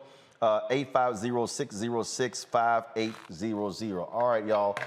Georgetown professor, university law professor, says he's a free man after resigning from the university this week. Ilya Shapiro's resignation comes months after the controversial tweets he made about President Biden choosing, quote, a lesser black woman for Supreme Court justice. He said, quote, because Biden said he's only considered black women for SCOTUS, this nominee will always have the asterisk attached, fitting that the court takes up affirmative action next term. Objectively, best pick for Biden is Sri Srivatsan, who is, give me 1 second, who is solid, Prague, and very smart, even has identity politics benefit of being first Asian, parentheses, Indian American, but alas, doesn't fit into latest intersectionality hierarchy, so we'll get lesser black woman. Thanks heaven for small favors. Shapiro was scheduled to start work at the university on February 1st, but was immediately placed on administrative leave of the university. Investigators remarked people very pissed off, many students and faculty. The investigation concluded last week, and Shapiro was reappointed to his position, but he resigned, claiming the university was a place that did not value free speech. Now, the university responded, saying Georgetown urged its members of our community to engage in robust and respectful dialogue. Our speech and expression policy promotes free and open inquiry, deliberation, and debate, and does not prohibit speech based on the person presenting ideas or the content of those ideas, even when those ideas may be difficult, controversial, or objectionable. Now, here's what's interesting. Shapiro, y'all, did announce the next day he was taking a job at the Manhattan Institute. Who works at the Manhattan Institute? Oh, Christopher Rufo, the one who's been leading the charge against critical race theory, and also Heather McDonald, that white nationalist white woman who's always talking about policing and blaming everything on black people. This ain't no shot where he ended up here, Greg. John McWhorter used to work for, I wonder if he's still over there. He's still there, John McWhorter, he's still there. Oh, yeah. But you know what's interesting, Roland? I'm not torn about this. I mean, you know, I have friends on the faculty at Georgetown Law, but it's difficult because this guy has a platform. He wrote op-eds about this in the Wall Street Journal. He supported this guy at Princeton named Katz, who came out against critical race theory. And it becomes difficult, I think, because part of the thing that he used to defend himself at Georgetown, he said, there are professors on this faculty who came out strongly against the leaked opinion in Roe versus Wade. And he evoked a professor, I think in the School of Foreign Relations or Foreign Service at Georgetown, and said, you didn't do anything to her. I think what drove this more than anything else was student complaints. So we have to be, I think, careful, because we live in a society where, yes, this might be very satisfying in this specific instance, but you know how many Black women and men on faculties around this country have been assaulted, claiming that they are outlandish. And I think, you know, I have to sit back and think about this for a minute, because I think it was the student complaints that really kind of pushed Georgetown to act as quickly as it did. And the reality, Larry, you're on faculty there. We're living in a world where students ain't taking the same shit they did before. The students are not like, shut up, be quiet, they're the faculty. No, there are students who are saying, I'm sorry, I don't want to be taught by a racist. So something similar happened at a UCF professor who was tweeting a bunch of nonsense and eventually was fired from UCF. Unfortunately, he was recently reinstated. So I think I want to go back to this story. Is if you're going to tweet about Black folks, make sure you capitalize the B, first of all. Second of all, Roland, you're right. I work in higher education. If students' complaints, you have a problem. And so he found out quickly. I think the interesting thing is he made sure he had somewhere soft to land before he got out of there, right? So that's the really key thing to keep in mind, is he already had a job set up, and he wrote all those op-eds in the Wall Street Journal, et cetera. But he knew he already had a place to go. He probably signed a contract, already had a handshake agreement. So he's not like he's out, really sacrificing himself on behalf of right-wingers. He's really just toting the same line we hear about CRT and also, denigrating Black folks, et cetera. I want to give Reese the opportunity to chat real quick, because the Democrats are coming into the hearing. Go ahead and pull it up, please. Reese, your comment on this issue. I'll keep it quick. Go to hell, Ilya. He just wants to be a victim, because ultimately, Dr. Carr, he got his job. He decided he wanted to quit so that he can be a martyr of sorts for, anti-woke, whatever the situation may be. So here's another white man getting to say whatever the hell he wants to say, no matter how racist it is. And the reparations paying Georgetown, let it slide. That's the story of white people in academia. All right, folks. Right now, Congressman Benny Thompson of Mississippi, who is the chair of the January 6th Special Committee, is about to open this primetime hearing. Let's now go live to Capitol Hill.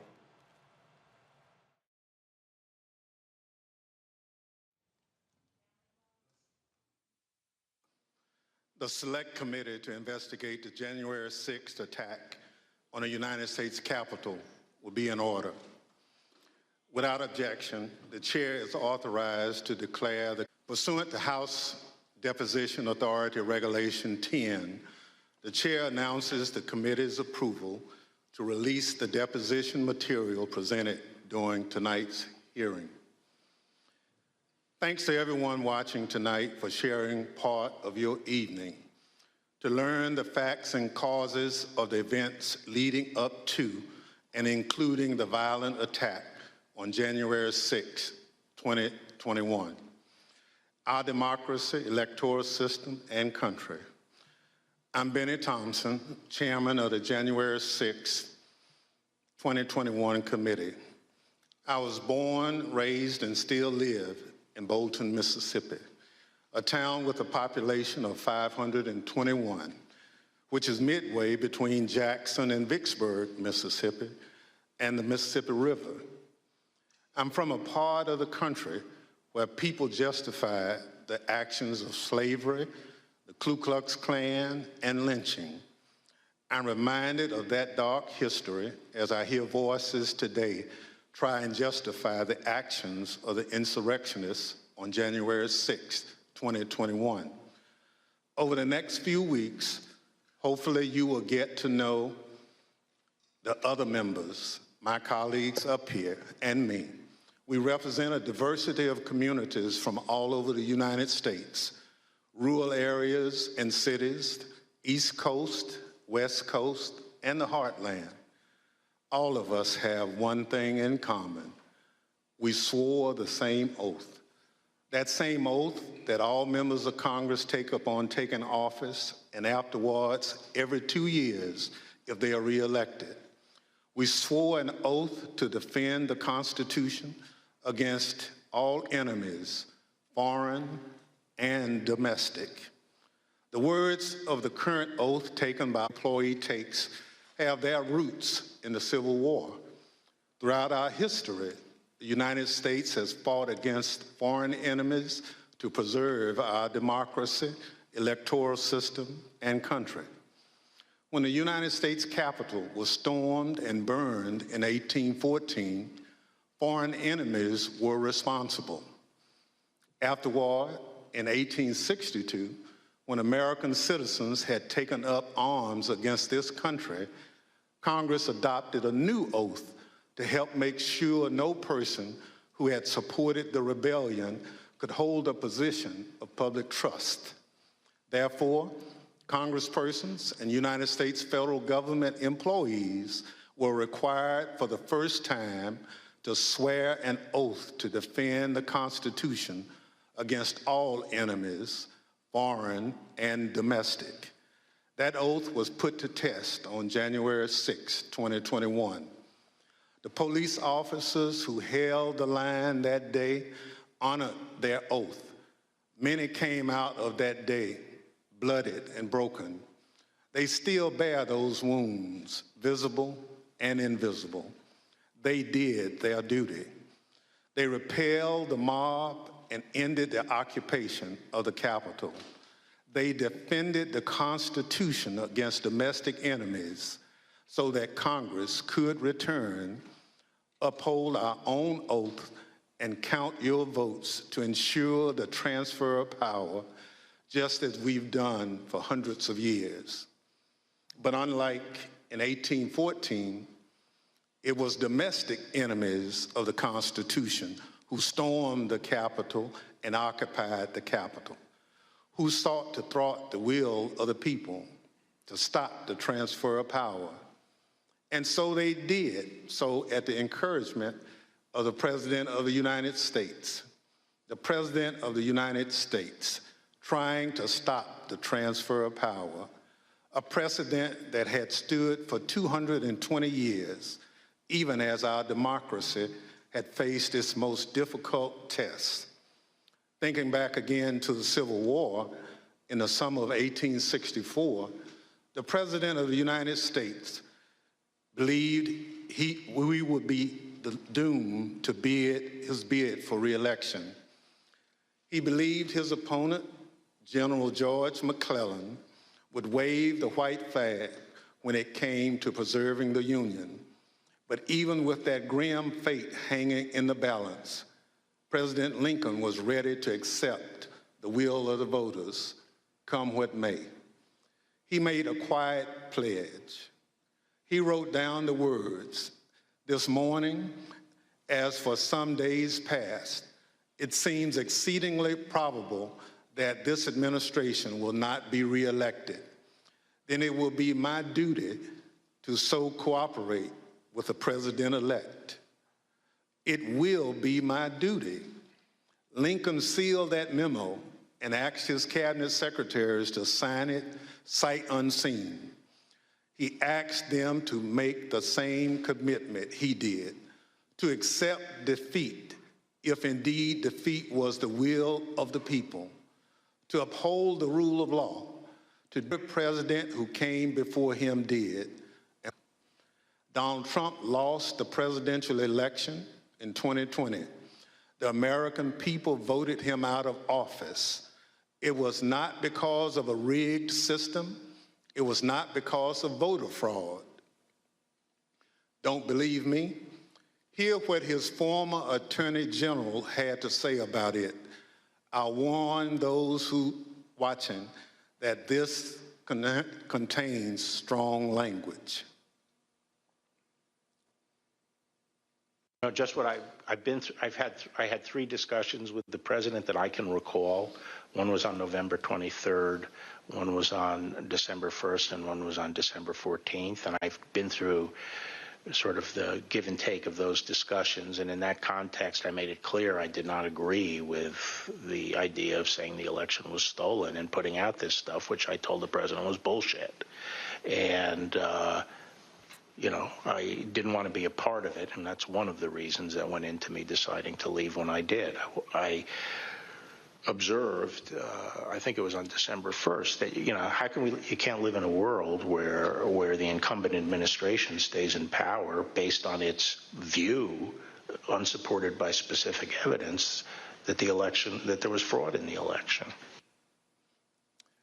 Bill Barr, on Election Day 2020, he was the Attorney General of the United States, the top law enforcement official in the country, telling the president exactly what he thought about claims of a stolen election.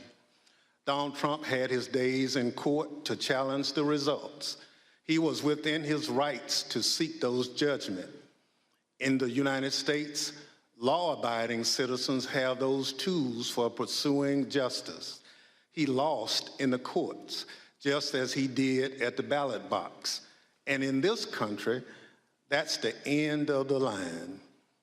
But for Donald Trump, that was only the beginning of what became a sprawling, multi-step conspiracy aimed at overturning the presidential election, aimed at throwing out the votes of millions of Americans, your votes, your voice in our democracy, and replacing the will of the American people with his will to remain in power after his term ended.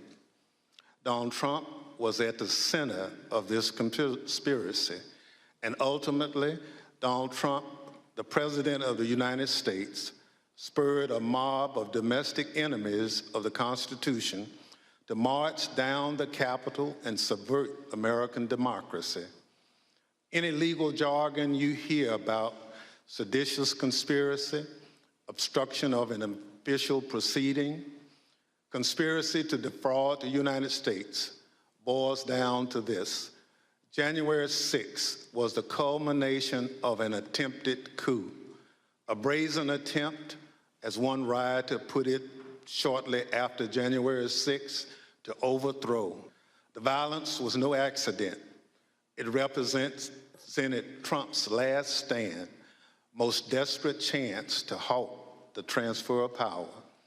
Now, you may hear those words and think, this is just another political attack on Donald Trump by people who don't like him. That's not the case. My colleagues and I all wanted an outside independent commission to investigate January 6th, similar to what we had after 9/11. But after first agreeing to the idea, Donald Trump's allies in Congress put a stop to it. Apparently, they don't want January 6th investigated at all. And in the last 17 months, many of those same people have tried to whitewash what happened on January 6th, to rewrite history, call it a tourist visit, label it legitimate political discourse. Donald Trump and his followers have adopted the words of the songwriter, "Do you believe me or your lying eyes?" We can't sweep what happened under the rug. The American people deserve answers.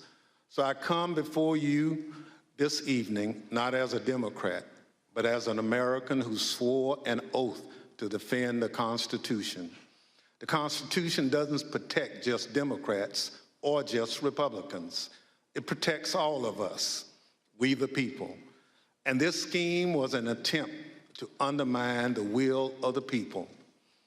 So tonight, and over the next few weeks, we're going to remind you of the reality of what happened that day. But our work must do much more than just look backwards. Because of our democracy remains in danger, the conspiracy to thwart the will of the people is not over. There are those in this audience who thirst for power but have no love or respect for what makes America great: devotion to the Constitution, allegiance to the rule of law, our shared journey to build a more perfect union. January 6th and the lies that led to insurrection have put 2.5 centuries of constitutional democracy at risk.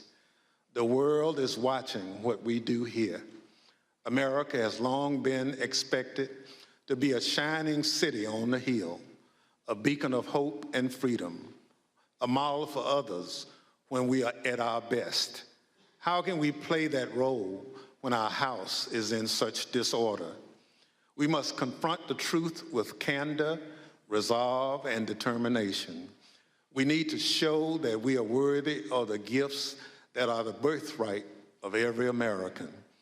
That begins here, and it begins now, with a true accounting of what happened and what led to the attack on our Constitution and our democracy.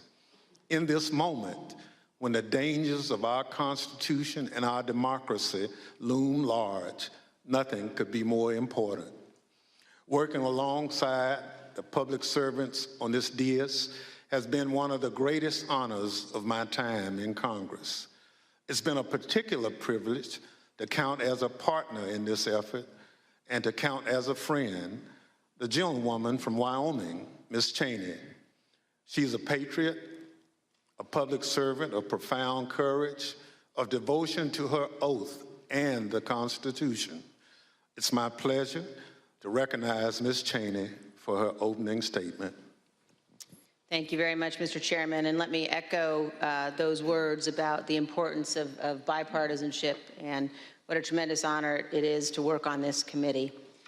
Mr. Chairman, at 6:01 p.m. on January 6th, after he spent hours watching a violent mob besiege, attack, and invade our Capitol, Donald Trump tweeted, but he did not condemn the attack.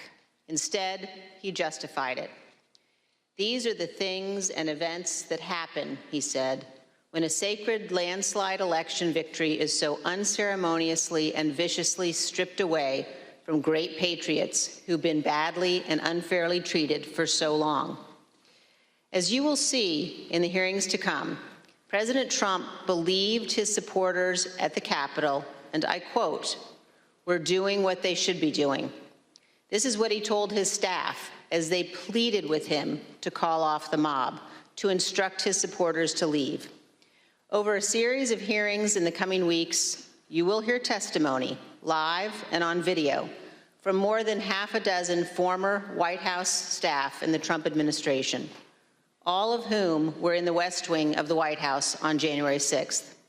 You will hear testimony that, quote, "The president did not really want to put anything out, calling off the riot or asking his supporters to leave." You will hear that President Trump was yelling and, quote, "really angry at advisors who told him he needed to be doing something more." And aware of the rioters' chance to hang Mike Pence, the president responded with this sentiment, quote, "Maybe our supporters have the right idea. Mike Pence, quote, deserves it." You will hear evidence that President Trump refused for hours to do what his staff, his family, and many of his other advisors begged him to do: immediately instruct his supporters to stand down and evacuate the Capitol. Tonight, you will see never-before-seen footage of the brutal attack on our Capitol, an attack that unfolded while a few blocks away, President Trump sat watching television in the dining room next to the Oval Office. You will hear audio from the brave police officers battling for their lives and ours, fighting to defend our democracy against a violent mob Donald Trump refused to call off.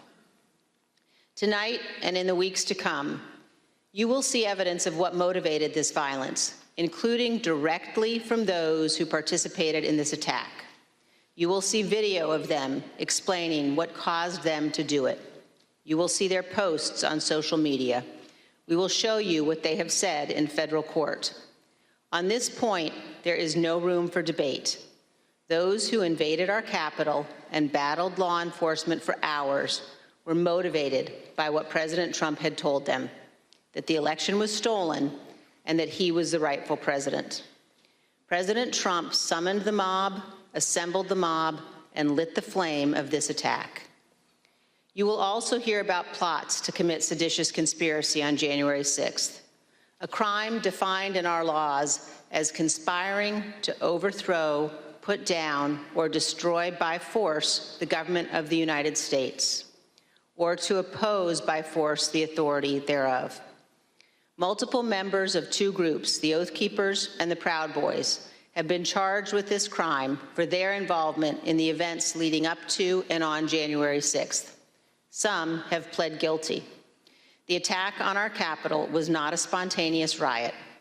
Intelligence available before January 6th identified plans to, quote, invade the Capitol, occupy the Capitol, and take other steps to halt Congress's count of electoral votes that day. In our hearings to come, we will identify elements of those plans, and we will show specifically how a group of Proud Boys led a mob into the Capitol building on January 6th. Tonight, I am going to describe for you some of what our committee has learned and highlight initial findings you will see this month in our hearings. As you hear this, all Americans should keep in mind this fact. On the morning of January 6th, President Donald Trump's intention was to remain President of the United States, despite the lawful outcome of the 2020 election and in violation of his constitutional obligation to relinquish power. Over multiple months, Donald Trump oversaw and coordinated a sophisticated 7-part plan to overturn the presidential election and prevent the transfer of presidential power. In our hearings, you will see evidence of each element of this plan. In our second hearing, you will see that Donald Trump and his advisors knew that he had in fact lost the election. But despite this, President Trump engaged in a massive effort to spread false and fraudulent information to convince huge portions of the U.S. population that fraud had stolen the election from him. This was not true. Jason Miller was a senior Trump campaign spokesman. In this clip, Miller describes a call between the Trump campaign's internal data expert and President Trump a few days after the 2020 election. I was in the Oval Office,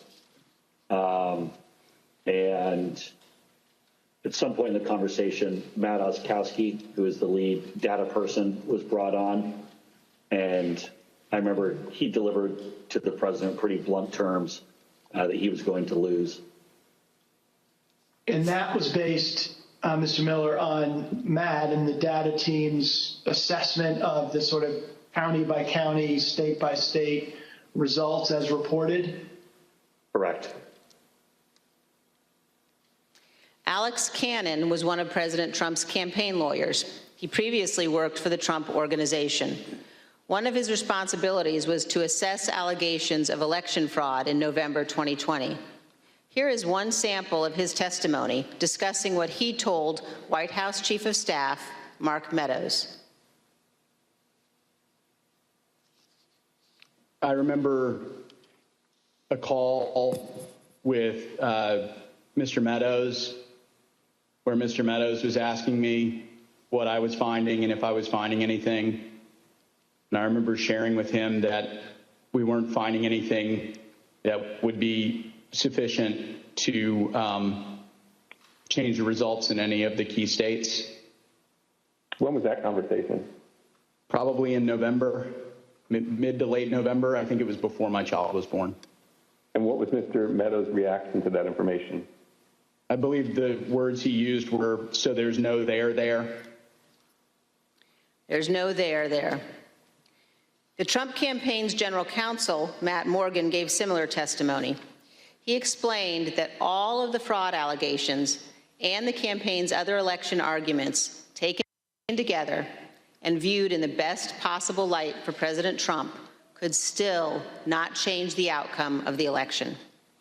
President Trump's Attorney General Bill Barr also told Donald Trump his election claims were wrong. Repeatedly told the president in no uncertain terms that I did not see evidence of fraud and that would have affected the outcome of the election.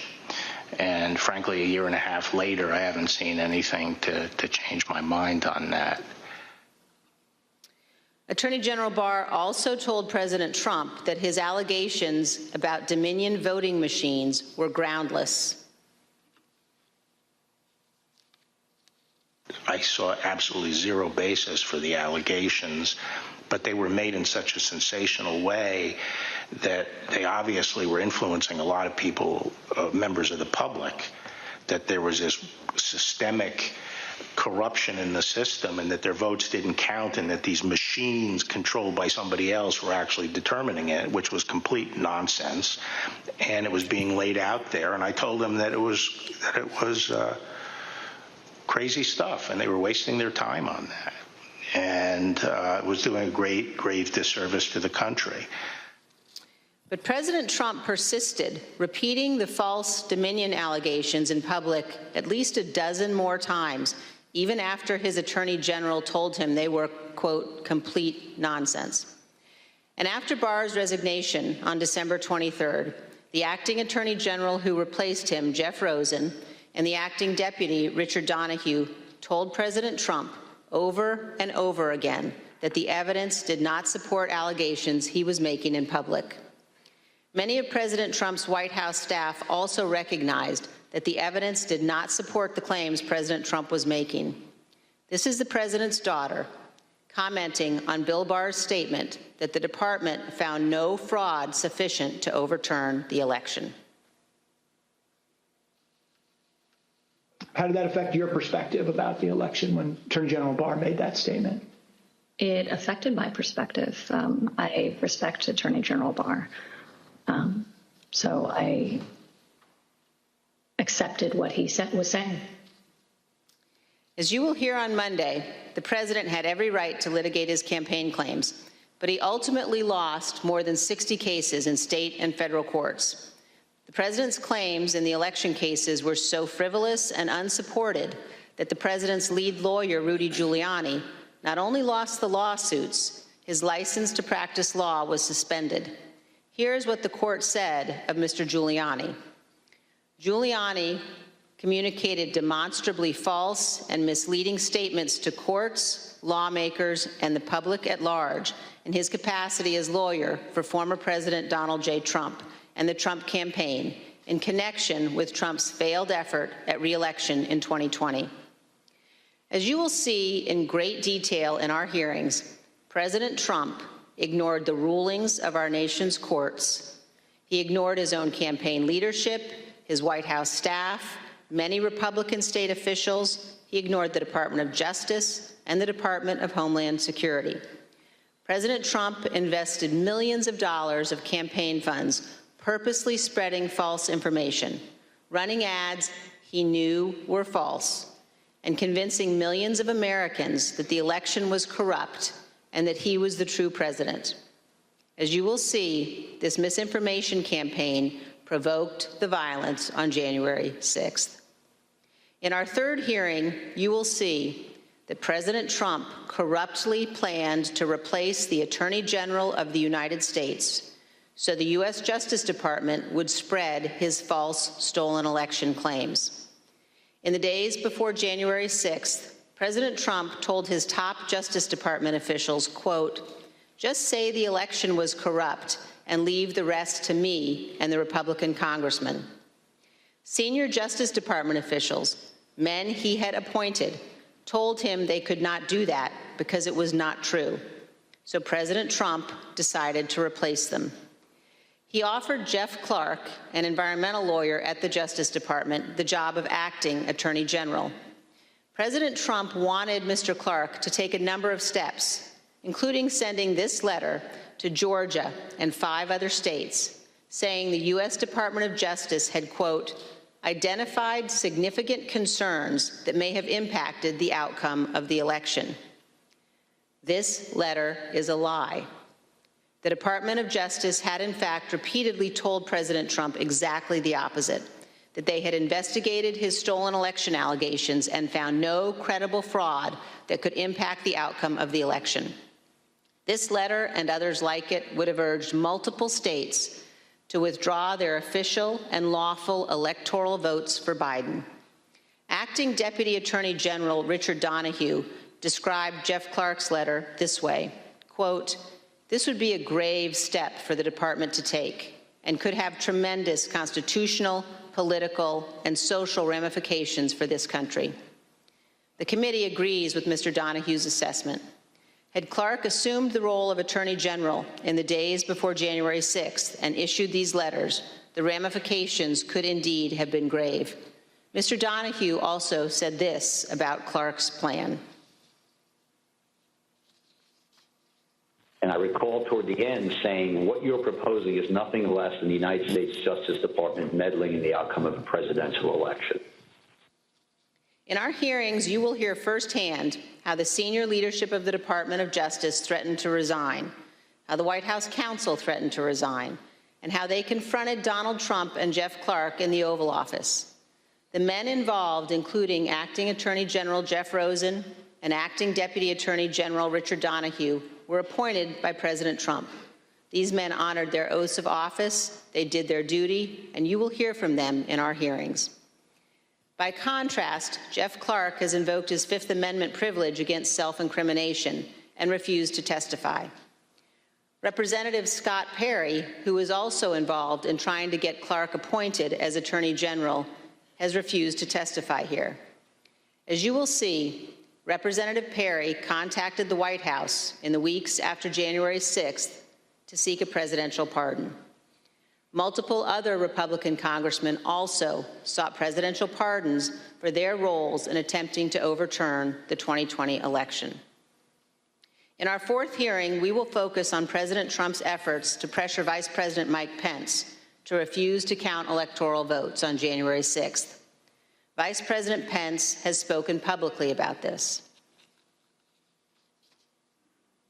President Trump is wrong.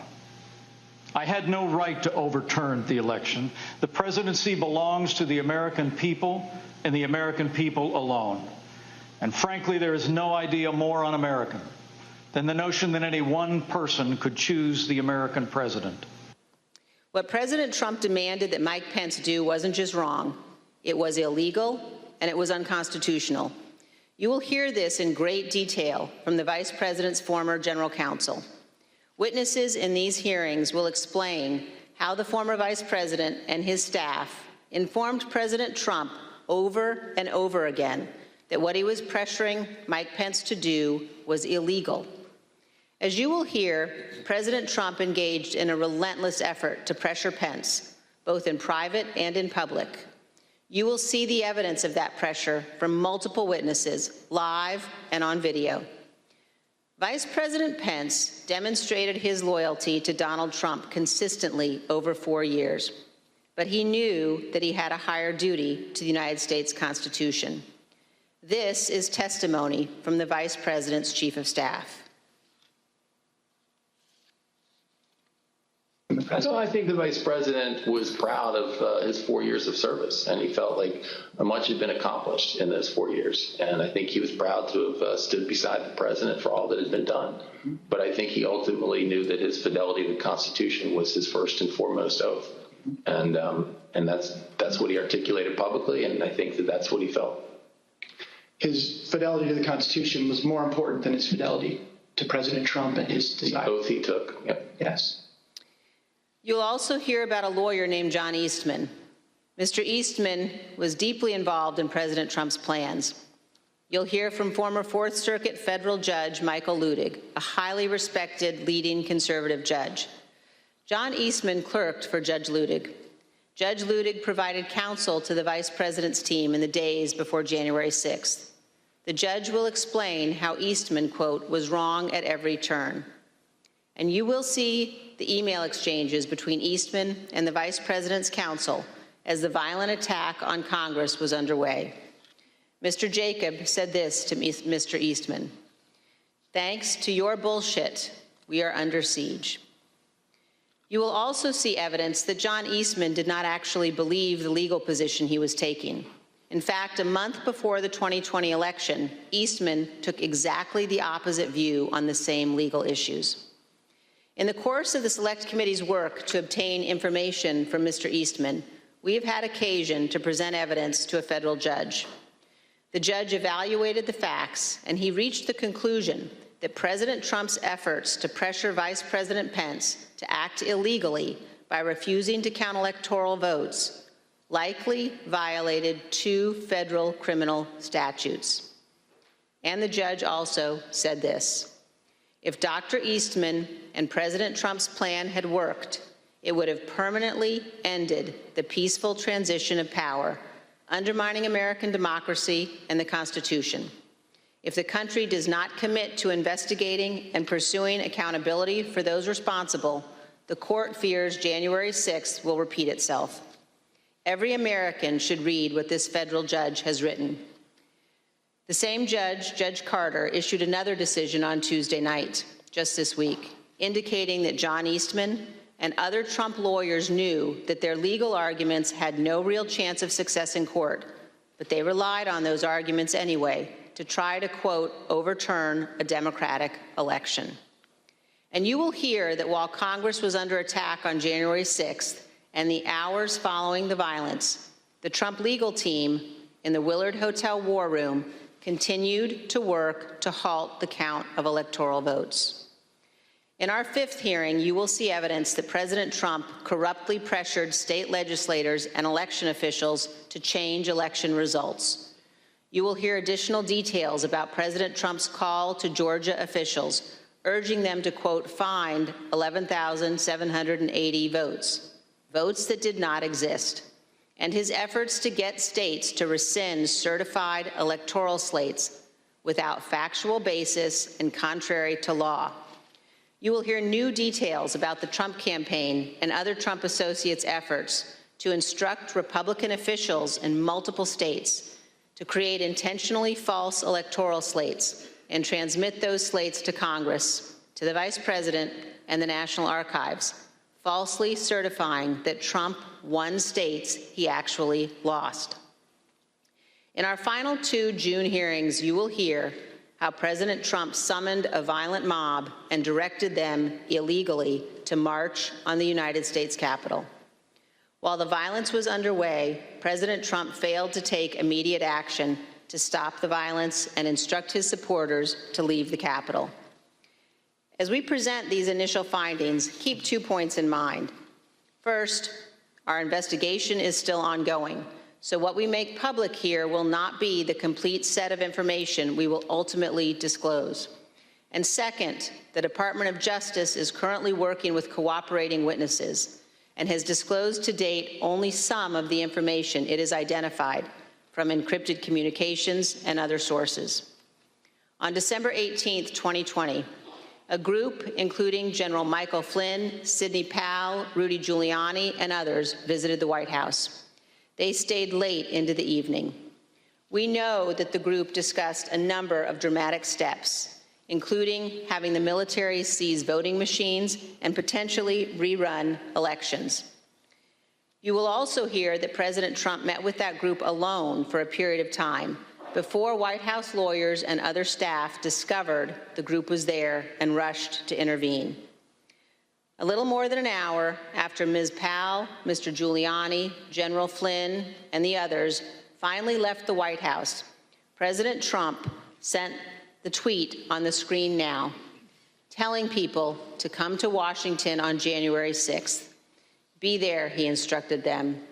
We'll be wild. As you will see, this was a pivotal moment. This tweet initiated a chain of events. The tweet led to the planning for what occurred on January 6th, including by the Proud Boys, who ultimately led the invasion of the Capitol and the violence on that day. The indictment of a group of Proud Boys alleges that they planned, quote, to oppose by force the authority of the government of the United States. And according to the Department of Justice, on January 6, 2021, the defendants directed, mobilized, and led members of the crowd onto the Capitol grounds and into the Capitol, leading to the dismantling of metal barricades, the destruction of property, the breaching of the Capitol building, and the assaults on law enforcement. Although certain former Trump officials have argued that they did not anticipate violence on January 6th, the evidence suggests otherwise. As you will see in our hearings, the White House was receiving specific reports in the days leading up to January 6th, including during President Trump's Ellipse rally, indicating that elements in the crowd were preparing for violence at the Capitol. And on the evening of January 5th, the president's close advisor, Steve Bannon, said this on his podcast. All hell is going to break loose tomorrow. Just understand this. All hell is going to break loose tomorrow. As part of our investigation, we will present information about what the White House and other intelligence agencies knew and why the Capitol was not better prepared. But we will not lose sight of the fact that the Capitol Police did not cause the crowd to attack.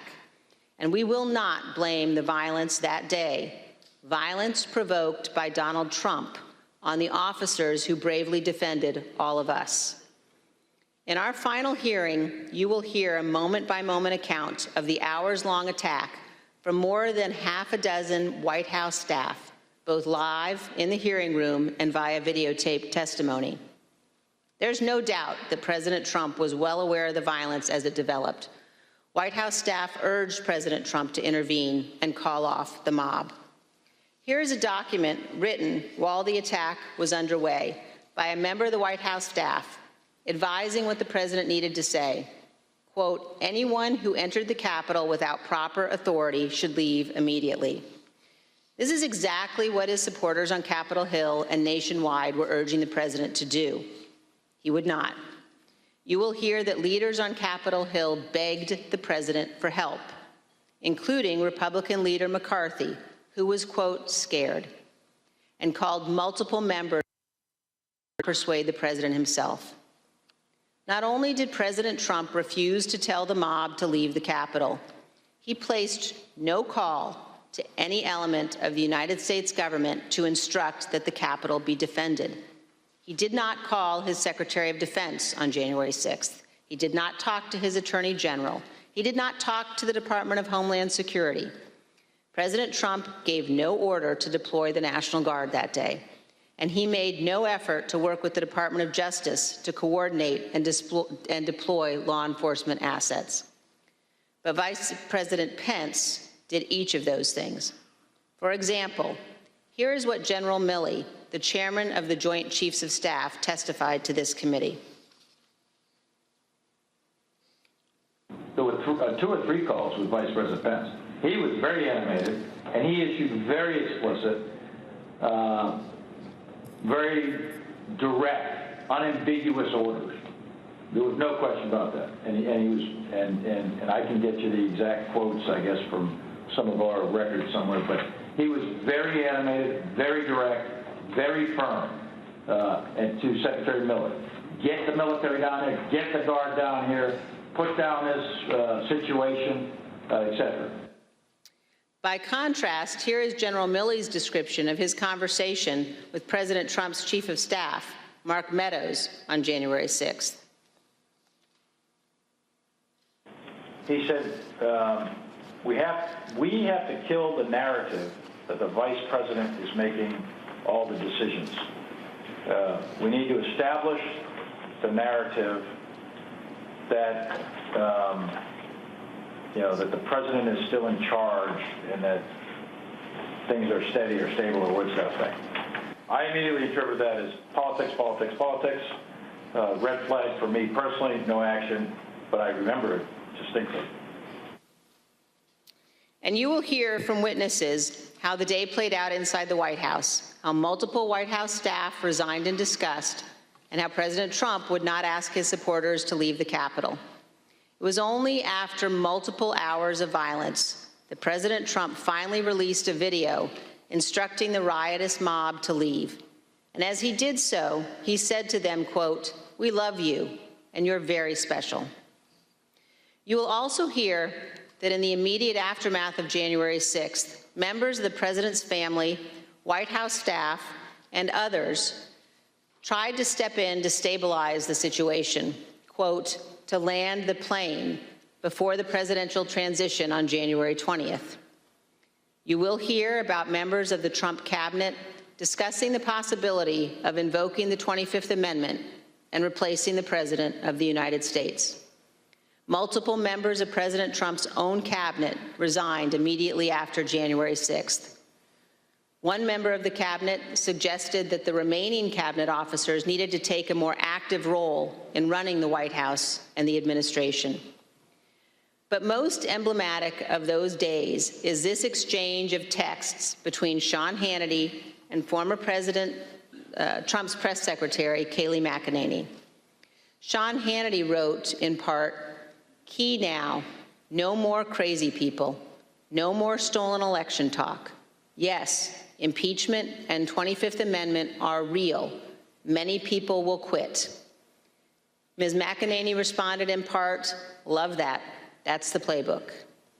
The White House staff knew that President Trump was willing to entertain and use conspiracy theories to achieve his ends. They knew the president needed to be cut off from all of those who had encouraged him. They knew that President Donald Trump was too dangerous to be left alone, at least until he left office on January 20th.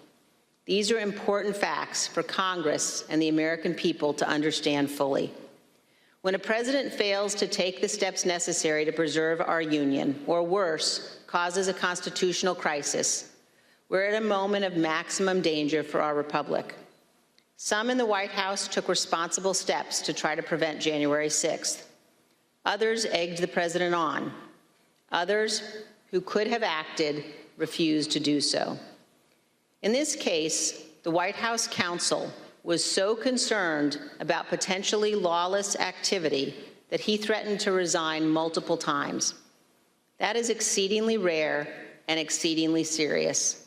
It requires immediate attention, especially when the entire team threatens to resign. However, in the Trump White House, it was not exceedingly rare, and it was not treated seriously. This is a clip of Jared Kushner addressing multiple threats by White House counsel Pat Cipollone and his team of lawyers to resign in the weeks before January 6th.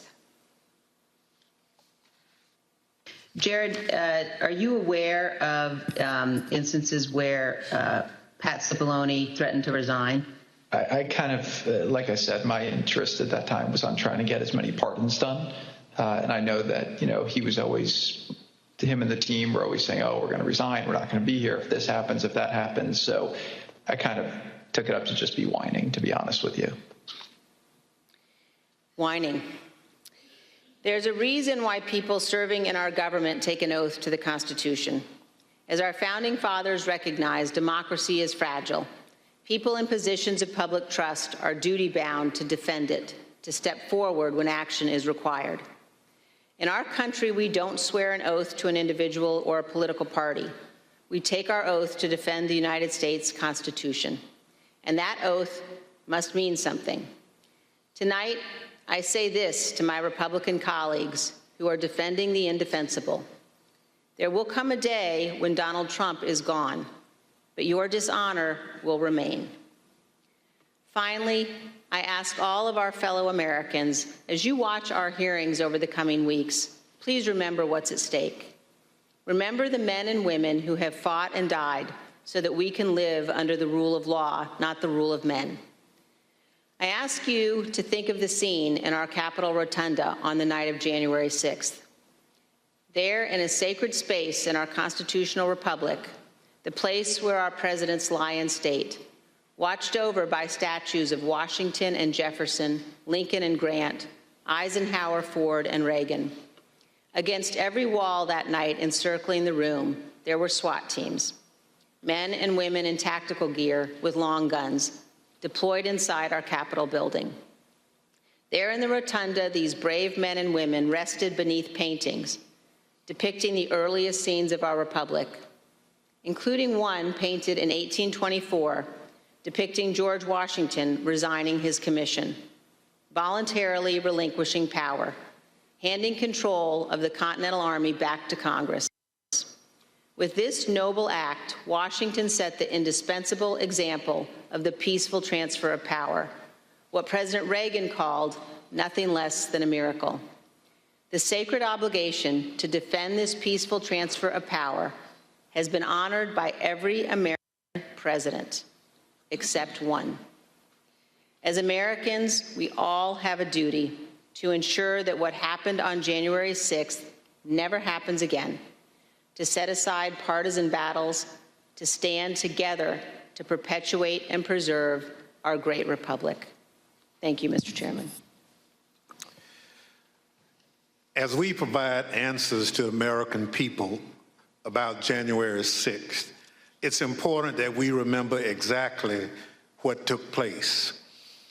That this was no tourist visit to the Capitol. Most of the footage we are about to play has never been seen. The Select Committee obtained it as a part of our investigation. This isn't easy to watch. I want to warn everyone that this video includes violence and strong language. Without objection, I include in the record a video presentation of the violence of January 6th. Proud of your boy! Proud of your boy! Proud of your boy! Yeah, just for awareness, be advised, there's probably about 300 Proud Boys. They're marching eastbound in this 400 block of kind of Independence, actually on the mall towards the United States Capitol. I am not allowed to say what's going to happen today because everyone's just going to have to watch for themselves. But it's going to happen. Something's going to happen. Whose streets? Our streets! Whose streets? Our streets! Whose streets? Our streets!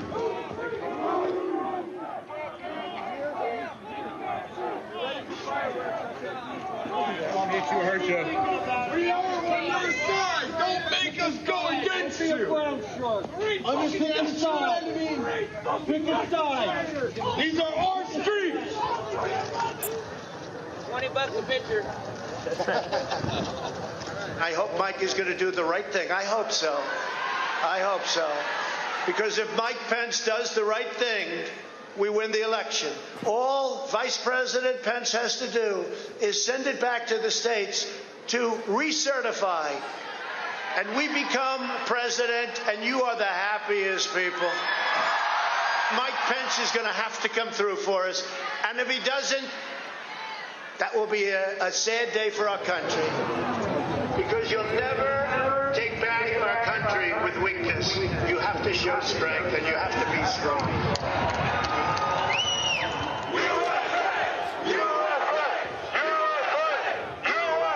Cruiser 50, it does look like we're going to have an ad hoc march stepping off here. There's a crowd surge heading east. We love Trump! We love Trump! We love Trump! We love Trump! We love Trump! We love Trump! We love Trump! Mike Pence, I hope you're going to stand up for the good of our Constitution and for the good of our country. And if you're not, I'm going to be very disappointed in you. I will tell you right now.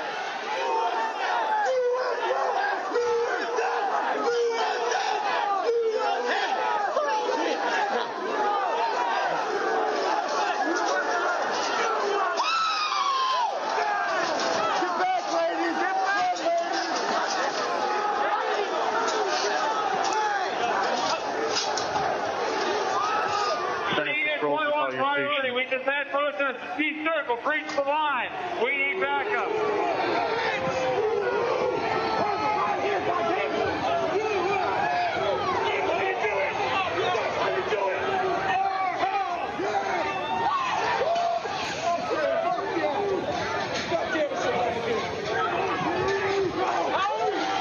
Madam Speaker, the Vice President and the United States Senate.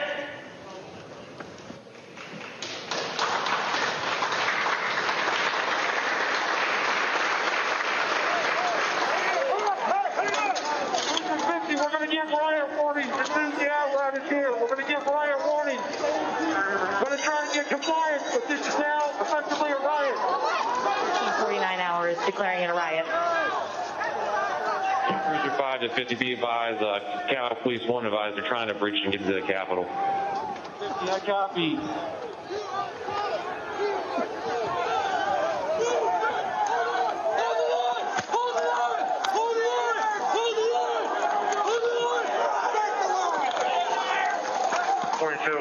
We're about 5 miles out. We're trying to make our way through all this.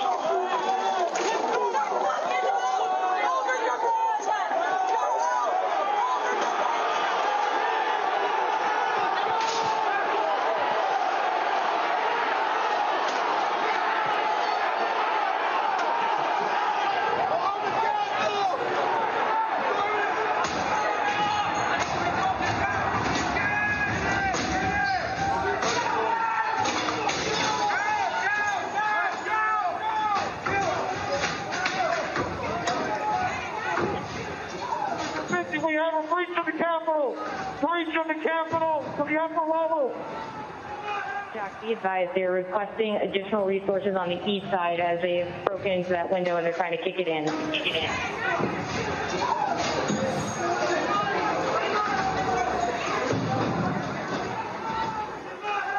Without objection, the chair declares the House in recess pursuant to Clause 12B of Rule 1. Mike Pence didn't have the courage to do what should have been done to protect our country and our Constitution, giving states a chance to certify a corrected set of facts, not the fraudulent or inaccurate ones which they were asked to previously certify. The U.S. demands the truth. Bring out Pence. Bring out Pence. Bring out Pence.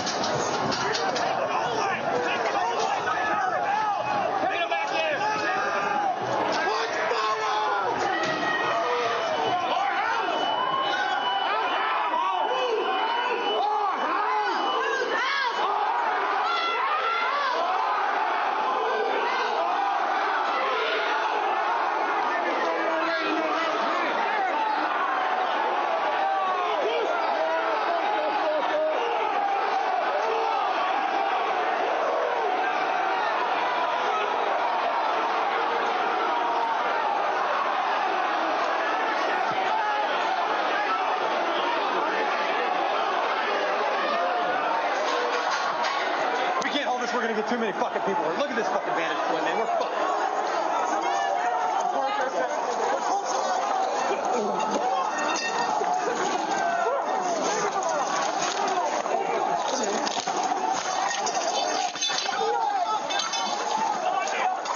We need an area for the House members. They're all walking over now through the tunnels.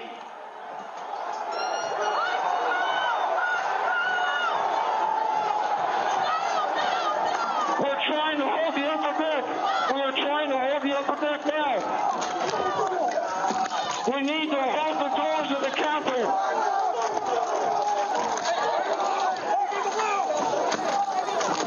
I need court support.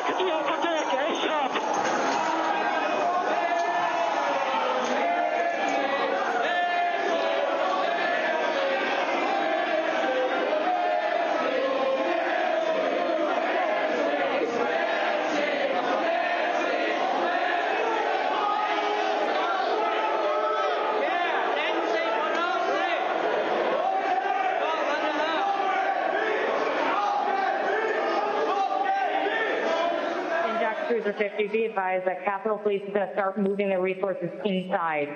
They're going to start the M4 officers first.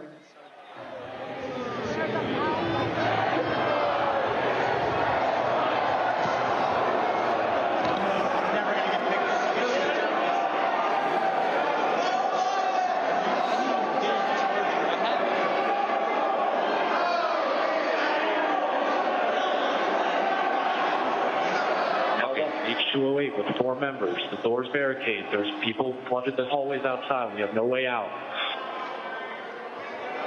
In fact, officers still remaining on the House floor, on the third floor, to use the subways themselves. It's time to evacuate so we can secure the members on the other side. Copy.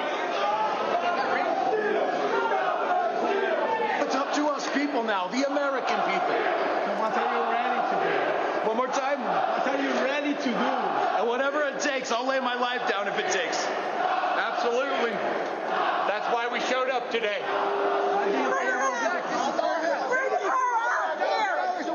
Hey, boys, we're coming in if you don't bring her out. Fuck you. You back up. I have myself on back.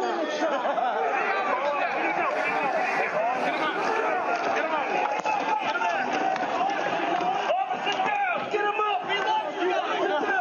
Get him up. Hold up. Get him up.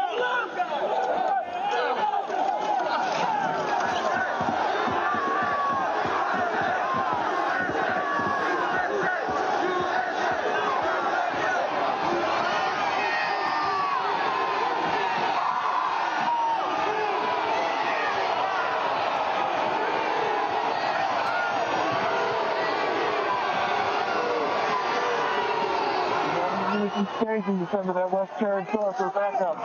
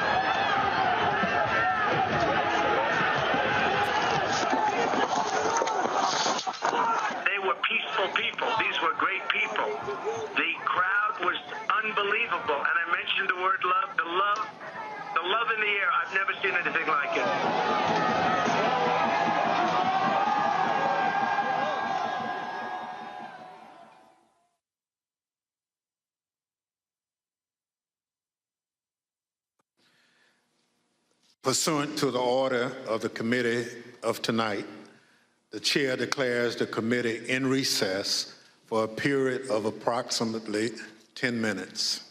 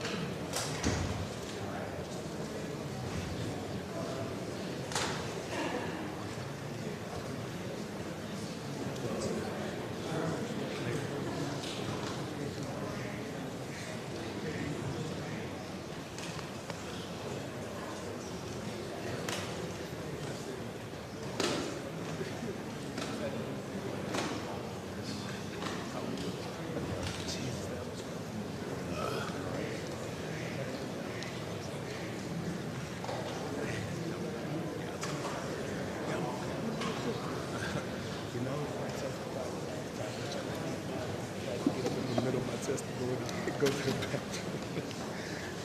Me too. Thanks.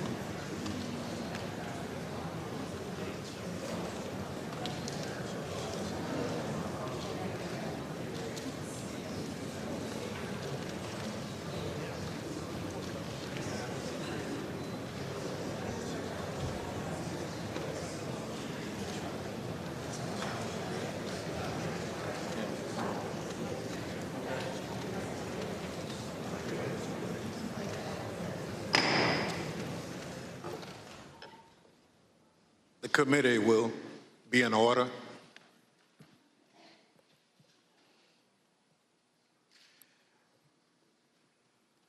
I want to thank our witnesses for being with us this evening to share their firsthand accounts of that terrible day. I know that some of the witnesses from our first hearing are in the room with us, along with some of the family members, friends, and widows of the officers who lost their lives as a result of the attack. Thank you all for being here for us and the American people. Officer Carolyn Edwards has been with the United States Capitol Police since 2017. On January 6th, Officer Edwards was assigned to the First Responder Unit, which serves as the first line of defense at the Capitol complex. She also served as a member of the Civil Disturbance Unit, a special subset of the Uniform Division trained to respond to mass demonstration events. Officer Edwards is a graduate of the University in Intelligence Analysis from Johns Hopkins University. Nick Quistad is an acclaimed filmmaker whose credits include documenting stories from war zones in Afghanistan, Syria, and Iraq. On January 6th, Mr. Quistad was working on a documentary about, quote, why Americans are so divided when Americans have so much in common, end quote. During that day, Mr. Quistad interviewed and documented movements of the people around the Capitol, including the first moments of the violence against the Capitol Police and the chaos that ensued. I will now swear in our witnesses. The witnesses will please stand and raise your right hand. Do you swear and affirm under penalty of perjury that the testimony you're about to give is the truth, the whole truth, and nothing but the truth, so help you God?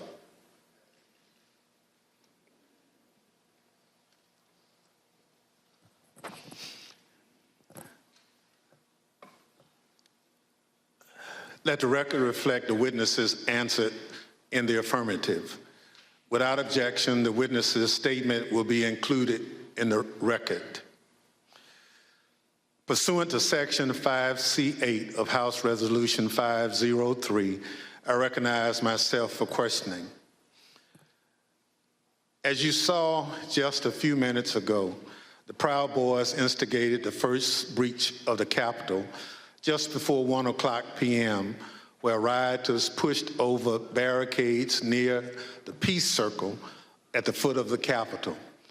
Our two witnesses tonight were both there at the time of that first breach. Officer Edwards was standing with other officers behind a line of bike racks that marked the perimeter of the Capitol grounds.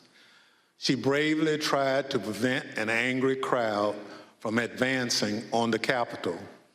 Unfortunately, she was overrun and knocked unconscious as the crowd advanced on the Capitol.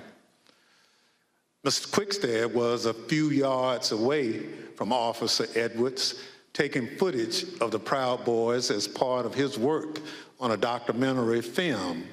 Most of his footage has never been shown publicly before we shared it this evening. Officer Edwards, I'd like to start by asking if you could tell us why you believe it's important for you to share your story this evening with the committee and the American public. Please, your microphone. Well, thank you, Mr. Chairman. I really appreciate it, and thank you to the committee for having me here to testify. I was called a lot of things on January 6, 2021 and the days thereafter. I was called Nancy Pelosi's dog, called incompetent, called a hero, and a villain. I was called a traitor to my country, my oath, and my Constitution. In actuality, I was none of those things. I was an American, standing face to face with other Americans, asking myself how many times, many times, how we had gotten here.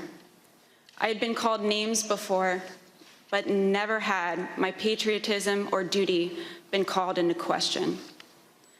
I, who got up every day, no matter how early the hour or how late I got in the night before, to put on my uniform and to protect America's symbol of democracy. I, who spent countless hours in the baking sun and freezing snow to make sure that America's elected officials were able to do their job. I, whose literal blood, sweat, and tears were shed that day defending the building that I spent countless holidays and weekends working in. I am the proud granddaughter of a Marine that fought in the Battle of the Chosin Reservoir in the Korean War. I think of my papa often in these days, how he was so young and thrown into a battle he never saw coming and answered the call at a great personal cost. How he lived the rest of his days with bullets and shrapnel in his legs, but never once complained about his sacrifice. I would like to think that he would be proud of me, proud of his granddaughter that stood her ground that day and continued fighting, even though she was wounded, like he did many years ago. I am my grandfather's granddaughter, proud to put on a uniform and serve my country. They dared to question my honor. They dared to question my loyalty. And they dared to question my duty. I'm a proud American, and I will gladly sacrifice everything to make sure that the America my grandfather defended is here for many years to come. Thank you. Officer Edwards, your story and your service is important, and I thank you for being here tonight. Ms. Quickstead, I also like to ask you to introduce yourself. Can you tell us how you found yourself in Washington, D.C. on January 6, 2021? Good evening, Chair and Madam Vice Chair. Thank you for the introduction. As stated, in the winter of 2020, I was working on a documentary. As part of that documentary, I filmed several rallies in Washington, D.C. on December the 11th and December the 12th, and I learned there would be a rally on the Mall on January 6th. So my three colleagues and I came down to document the rally. According to the permit of the event, there was going to be a rally at the Ellipse. We arrived at the Mall and observed a large contingent of Proud Boys marching towards the Capitol. We filmed them, and almost immediately I was separated from my colleagues. I documented the crowd turn from protesters to rioters to insurrectionists. I was surprised at the size of the group, the anger and the profanity. And for anyone who didn't understand how violent that event was, I saw it, I documented it, and I experienced it. I heard incredibly aggressive chanting, and I subsequently shared that footage with the authorities. I'm here today pursuant to a House subpoena. Thank you so much. Thank you, Mr. Quested. The Select Committee has conducted extensive investigative work to understand what led the Proud Boys and other rioters to the Capitol on January 6th. We've obtained substantial evidence showing that the president's December 19th tweet calling his followers to Washington, D.C. on January 6th energized individuals from the Proud Boys and other extremist groups. I'd like to play a brief video highlighting some of this evidence. My name is Marcus Childress, and I'm an investigative counsel for the Select Committee to investigate the January 6th attack on the United States Capitol. What do you want to call them? Give me a name. Give me a White name. supremacists and white like me to condemn? White supremacists and right Proud Boys, stand back and stand by. After he made this comment, Enrique Tarrio, then chairman of the Proud Boys, said on Parler, "Standing by, sir." During our investigation, we learned that this comment during the presidential debate actually led to an increase in membership from the Proud Boys. Would you say that Proud Boys members increased after the stand back, stand by comment?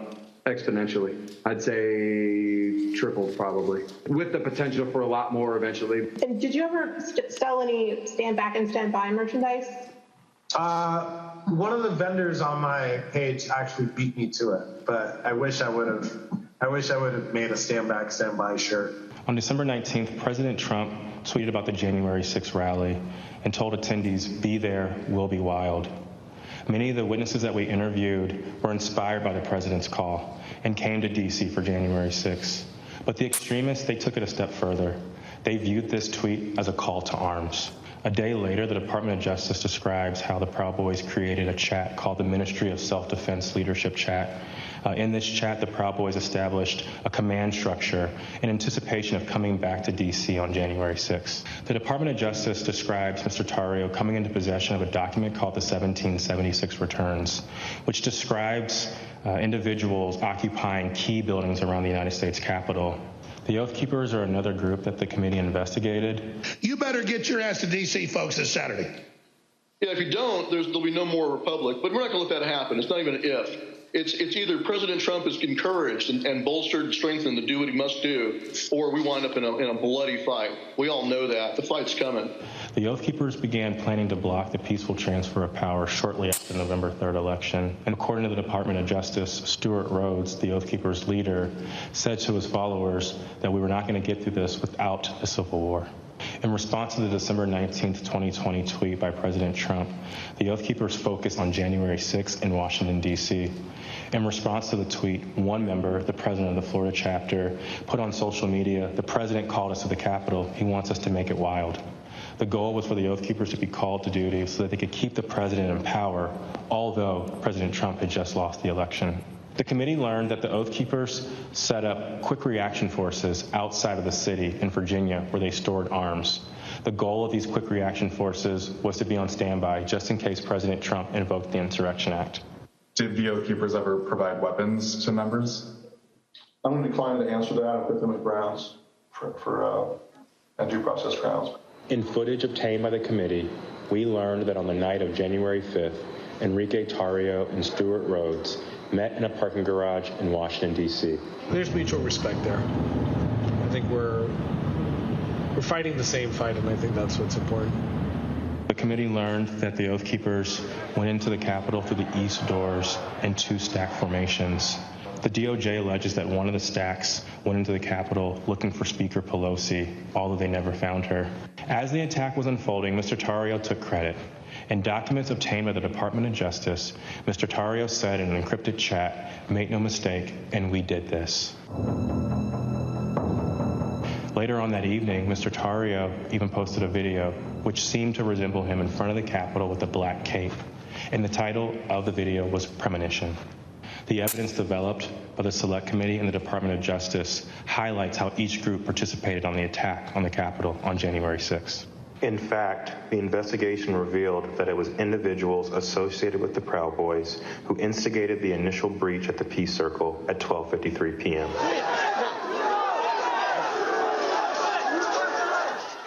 Within 10 minutes, rioters had already filled the Lower West Plaza.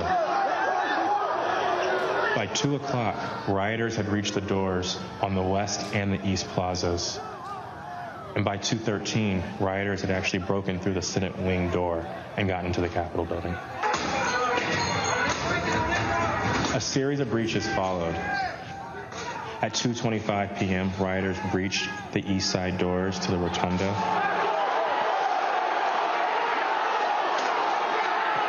And then right after 2:40 p.m., rioters breached the east side doors near the Ways and Means room.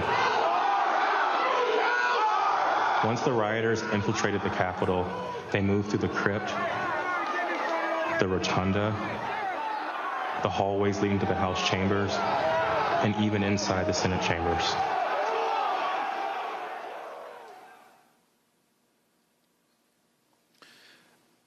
Individuals associated with two violent extremist groups have been charged with seditious conspiracy in connection with the January 6th attack.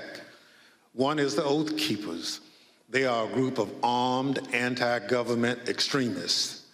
The other group is the Proud Boys. They promote white supremacist beliefs and have engaged in violence with people they view as their political enemies. Members of both groups have already pled guilty to crimes associated with the January 6th attack. Mr. Quested, as part of the documentary you've been filming, you gained access to the Proud Boys and their leader, Enrique Tarrio. Your crew filmed them in Washington, D.C. on the evening of January 5th and then on January 6th.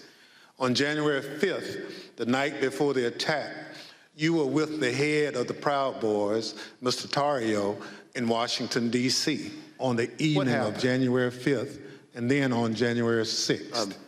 On January 5th, the night before the attack, you were with the head of the Proud Boys, Mr. Tarrio, in Washington, some magazines, some extra capacity magazines, and he took responsibility for the burning of the Black Lives Matter flag that was stolen from the church on December the 12th. We were attempting to get an interview with Mr. Tarrio. We had no idea of any of the events that were going to subsequently happen. On December the 12th. We drove him to pick up his bags from the property department of the police, which is just south of the mall. We picked up his bags and went to get some other bags from the Phoenix Hotel, where we encountered Mr. Stuart Rhodes from the Oath Keepers. By the time I'd gone to park the car, my colleague was saying, who'd got into the car with Mr. Tarrio, that they had moved to a location around the corner, the parking garage of the Hall of Legends, I believe. And so we quickly drove over there. We drove down into the parking garage and filmed the scene of Mr. Tarrio and Mr. Rhodes and certain other individuals in that garage. We then continued to follow Mr. Tarrio. There was some discussion about where he was going to go. He ended up going towards a hotel in Baltimore, and we conducted an interview with him in the hotel room. And then we returned to D.C. for that night and what was interesting that night, actually, was that was the first indication that D.C. was much more busy than it had been any other time we'd been here, because we couldn't get into the hotels we wanted to, and we ended up at a hotel that, was not as satisfactory as we would have hoped. Thank you. So what you're saying is you filmed the meeting between Mr. Tarrio and Oath Keepers leader Stuart Rhodes, right? Indeed. You couldn't hear what was said, but according to the Justice Department indictment of Mr. Tarrio, a participant referenced the Capitol. Now, on the morning of January 6th, you learned the Proud Boys would gather near the rally scheduled to take place near the White House. What time did you meet up with the Proud Boys, and what was happening when they met? We met up with the Proud Boys somewhere around 10:30 a.m. and they were starting to walk down the mall easterly direction towards the Capitol. There was a large contingent, more than I had expected, and I was confused to a certain extent why we were walking away from the president's speech, because that's what I felt we were there to cover. So at 10:30 a.m., that's early in the day. That's even before President Trump had started speaking. Am I correct? Yes, sir. So how many Proud Boys would you estimate were marching together to the Capitol? A couple of hundred, potentially. Yeah, I'd say a couple of hundred Proud Boys were marching towards the Capitol at that point. At the time, was the area heavily guarded? No, that was, I remember we walked down the mall, we walked to the right of the reflecting pool, and then north along the road that leads to the Peace Circle. And as we were walking past the Peace Circle, I framed the Proud Boys to the right of my shot with the Capitol behind, and we see one sole police officer at the barriers, which subsequently breached. We then walk up and past a tactical unit preparing, and you see that in the film where the man questions their duty and their honor, and you see maybe a dozen Capitol Police putting on their riot gear. So how would you describe the atmosphere at that time? The atmosphere it seemed to be much darker. I make efforts to create a familiarity between myself and my subjects to make them feel comfortable. And the atmosphere was much darker at this day than had been in these other days. And there was also a contingent of Proud Boys that I hadn't met before from Arizona who appeared to wear these orange hats. And had orange armbands. So when the Proud Boys went back down the hill to the Peace Circle, did a larger crowd start together? Well, no. First of all, we went round to the back and down the steps, and we took some photographs on the east side of the Capitol, and then we went for lunch. We went for tacos. So, Mr. Quested, you're a journalist, so you are careful to stick to things that you have observed. But what you've told us is highly relevant. Let me highlight a few key facts that you and others have provided the committee. First, there was a large group of Proud Boys present at the Capitol. We know that from multiple sources. You now estimate that there were around 250 to 300 individuals that you've testified. They weren't there for President Trump's speech. We know this because they left that area to march toward the Capitol before the speech began. They walked around the Capitol that morning. I'm concerned this allowed them to see what defenses were in place and where weaknesses might be. And they decided to launch their attack at the Peace Circle, which is the front door of the Capitol complex. It's the first security perimeter that those marching from the ellipse would have to come to as they moved toward the Capitol. The Peace Circle walkway was always where the thousands of angry Trump supporters would arrive after President Trump sent them from the ellipse. The Proud Boys timed their attack to the moments before the start of the joint session in the Capitol, which is also where President Trump directed the angry mob, "We fight like hell," end quote. He told them before sending them down Pennsylvania Avenue, right to where the Proud Boys gathered and where you were filming. Now, a central question is whether the attack on the Capitol was coordinated and planned. What you witnessed is what a coordinated and planned effort would look like. It was the culmination of a months-long effort spearheaded by President Trump. Mr. Quested, thank you for your eyewitness account of the lead up to the breach of the peace circle. This brings us to a point in time where you and Officer Edwards were in close proximity. At this point, I reserve the balance of my time pursuant to 5C, Section 8 of House Resolution 503. The chair recognizes the gentlewoman from Wyoming, Ms. Cheney, for questioning. Thank you very much, Mr. Chairman. Officer Edwards, I want to start by thanking you for your service and thank you for your courage. Thank you for being here this evening. I know that it's not easy to relive what happened for you and for the officers behind you and for the family members of officers in the audience this evening. But it's really important for the country to have a full accounting and understand what happened.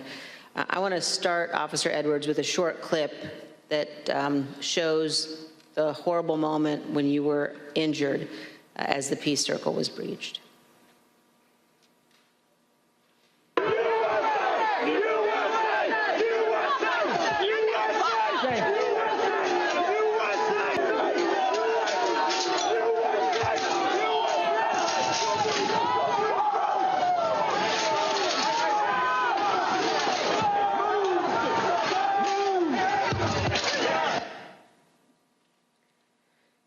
Officer Edwards, can you describe the crowd that had assembled at the Peace Circle as you and your fellow officers stood behind and guarded the bike racks at the Peace Circle? Yes, so there were about, I want to say about 5 of us on that line. And there was our bike rack, and then at the bottom of the Pennsylvania Avenue walkway, or right by Peace Circle, there was another bike rack. And so the crowd had kind of gathered there. It was the crowd led by Joseph Biggs, and they were mostly in civilian clothes. There were some who had military fatigues on. We could see people with bulletproof vests on, things like that. They didn't seem, extremely cohesive, but they had gathered there in their outfits, but they had gathered there together, and Joseph Biggs started, he had a megaphone, and he started talking about, first it was things kind of relating to Congress, and then the tables started turning once the, what is now the Arizona group is what you said, the crowd with orange hats, they came up chanting F-U-C-K, Antifa, and they joined that group. And once they joined that group, Joseph Biggs' rhetoric turned to the Capitol Police. He started asking us questions like, you didn't miss a paycheck during the pandemic. Mentioning stuff about our pay scale was mentioned. And, started turning the tables on us. And I've worked, I can, conservatively say probably hundreds of civil disturbance events. I know when I'm being turned into a villain, and that's when I turned to my sergeant and I stated the understatement of the century. I said, Sarge, I think we're going to need a few more people down here. I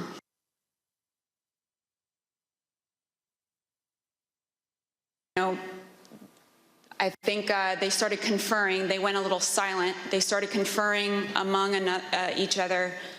I saw the person now identified as Ryan Samsel. He put his arm around Joseph Biggs, and they were talking, and then they started approaching the first barricade. They ripped the first barricade down, and they approached our bike racks. At that time, we started holding on, grabbing the bike racks. There weren't many of us, so I grabbed the middle between two different bike racks. And, I wasn't under any pretense that I could hold it for very long, but I just wanted to, make sure that we could get more people down and get our CDU units time to answer the call. So we started grappling over the bike racks. I felt the bike rack come on top of my head, and I was pushed backwards, and my foot caught the stair behind me, and my chin hit the handrail, and then at that point I had blacked out, but the back of my head clipped the concrete stairs behind me. And you were knocked unconscious, is that right, Officer Edwards? Yes, ma'am. But then when you regained consciousness, even with the injuries, you returned to duty, is that right? Yes, ma'am. At that time, adrenaline kicked in. I ran towards the West Front, and I tried to hold the line at the Senate steps at the Lower West Terrace. More people kept coming at us. It just seemed like, more and more people started, coming onto the West Front. They started overpowering us. And that was right about when MPD's officers showed up. Their bike officers pushed the crowd back and allowed our CDU units as well as theirs to form that line that you see, that very thin line between us and the protesters or the rioters, at that time. I fell behind that line, and for a while I started decontaminating people who had gotten sprayed and treating people medically who needed it. And then you were injured again there on the West Terrace, is that right, Officer Edwards? Yes, ma'am. So after a while, I got back on the line. It was on the house side of the Lower West Terrace. And I was holding that line for a while. There weren't many of us over there. And Officer Sicknick was behind me for most of the time, for about 30 to 45 minutes that I was down there. We were just, as the best we could, we were just, grappling over bike racks and trying to hold them as quick as possible. All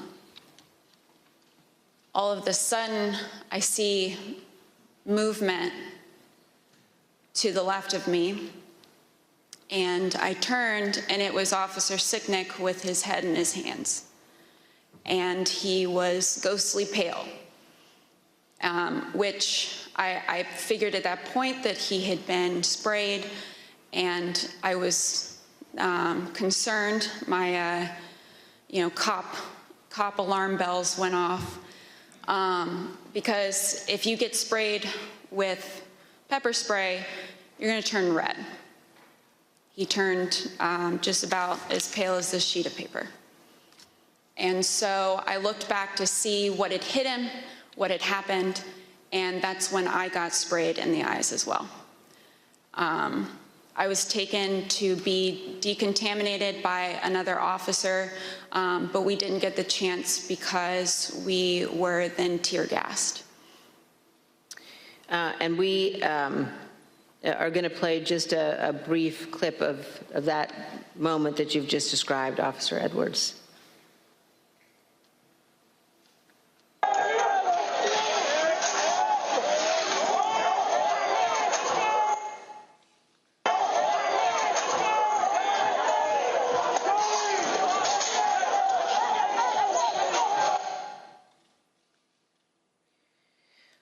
Officer Edwards, I just want to thank you for being here. And I know, again, how difficult it is. I know the family of Officer Sicknick as well, who's here tonight. One of the things one of the Capitol Police officers said to me recently was to ask me whether or not, as members of Congress, all of us understood that on that day, on January 6th, when we were evacuated from the chamber, were led to a safe, undisclosed location, whether we knew that so many of you had rushed out of the building and into the fight. And I can assure you that we do know that, and that we understand how important your service is. Thank you for your continued work with our committee and the interviews, and thank you very much for both of you for being here this evening. Mr. Chairman, I yield back. Thank you very much. Ms. Edwards, can you give us one memory of that awful day that stands out most vividly in your mind? I can. That time when I talked about falling behind MPD's line, I remember because I had been kind of shielded away because I was holding those stairs, so I wasn't able to really see what was going on over here. When I fell behind that line and I saw, I can just remember my breath catching in my throat, because what I saw was just a war scene. It was something like I had seen out of the movies. I couldn't believe my eyes. There were officers on the ground, you know, they were bleeding, they were throwing up, they were, you know, they had, I mean, I saw friends with blood all over their faces. I was slipping in people's blood. You know, I was catching people as they fell. You know, it was carnage. It was chaos. I can't even describe. Never in my wildest dreams did I think that as a police officer, as a law enforcement officer, I would find myself in the middle of a battle. You know, I'm trained to detain, you know, a couple of subjects and handle a crowd, but I'm not combat trained.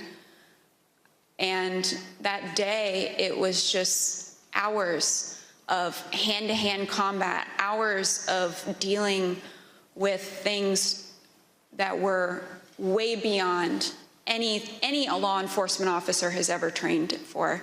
And I just remember that moment of stepping behind the line and just seeing the absolute war zone that the West Front had become.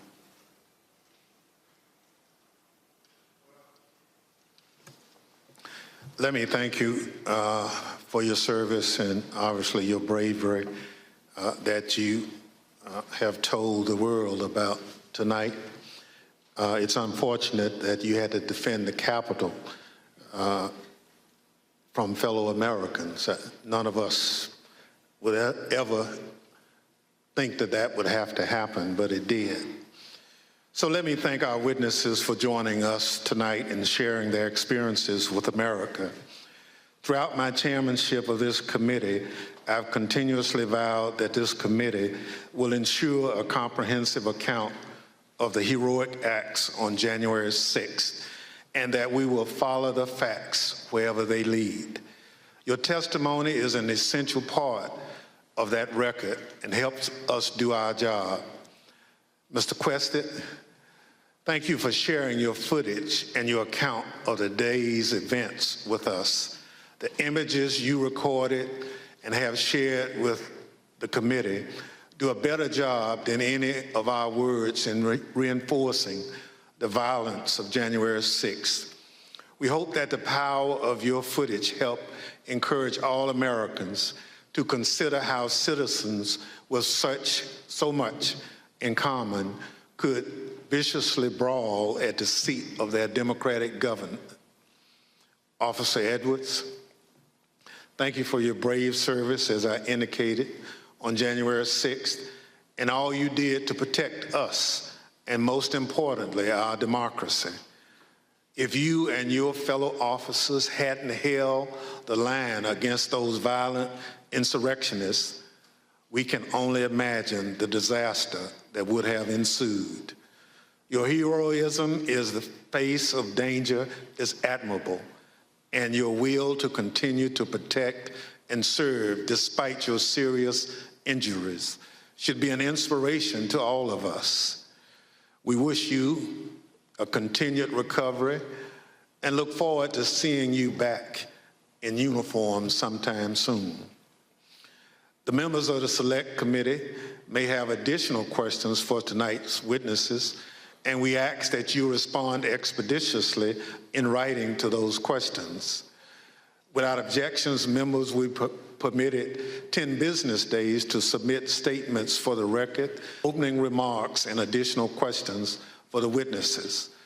The witnesses have just told us what they heard the rioters saying, why they stormed the Capitol on that day. Now we're going to hear it from the rioters themselves. Without objection, I include in the record a video presentation.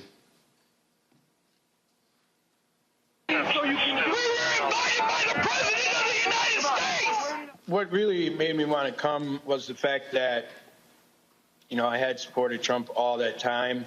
I did believe, that the election was being stolen, and Trump asked us to come. He personally asked for us to come to D.C. that day. And I thought, for everything he's done for us, if this is the only thing he's going to ask of me, I'll do it. We're going to walk down to the Capitol. Did you recall President Trump mentioning going to the Capitol during his speech? Oh, yeah. So that's one of my disappointments. He said he was going to go with us, that he was going to be there. I know why I was there, and that's because he called me there, and he laid out what is happening in our government. He laid it out. But I remember Donald Trump telling people to be there, right? I mean, to support. So you mentioned that the president asked you. Do you remember a specific message? Basically, yeah, he asked for us to come to D.C., that big things are going to happen. What got me interested, he said, I have something very important to say on January 6th or something like that, is what got me interested to be there. Trump has only asked me for two things. He asked me for my vote, and he asked me to come on January 6th. When the committee reconvenes next week, we're going to examine the lies that convinced those men and others to storm the Capitol, to try to stop the transfer of power. We're going to take a close look at the first part of Trump's attack on the rule of law, when he hit the fuse that ultimately resulted in the violence of January 6th. Without objection, and with that, the committee stands adjourned.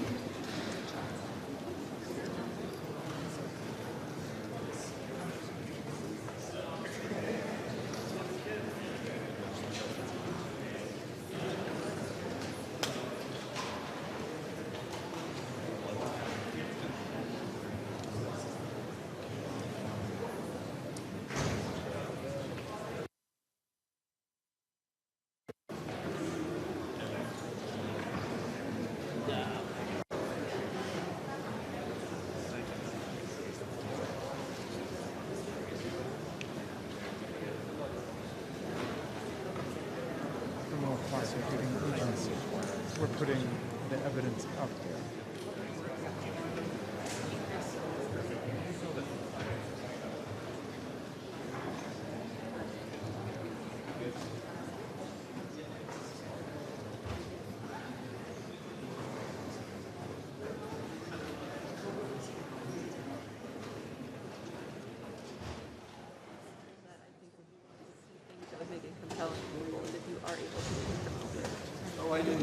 If you are able to present evidence of a crime, that's one of the things that I think would be most compelling to people. Yes. You want to be compelling, so.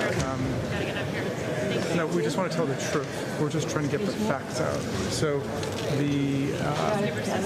but there was evidence of dozens of crimes shown tonight. And there have been more than 800 prosecutions brought.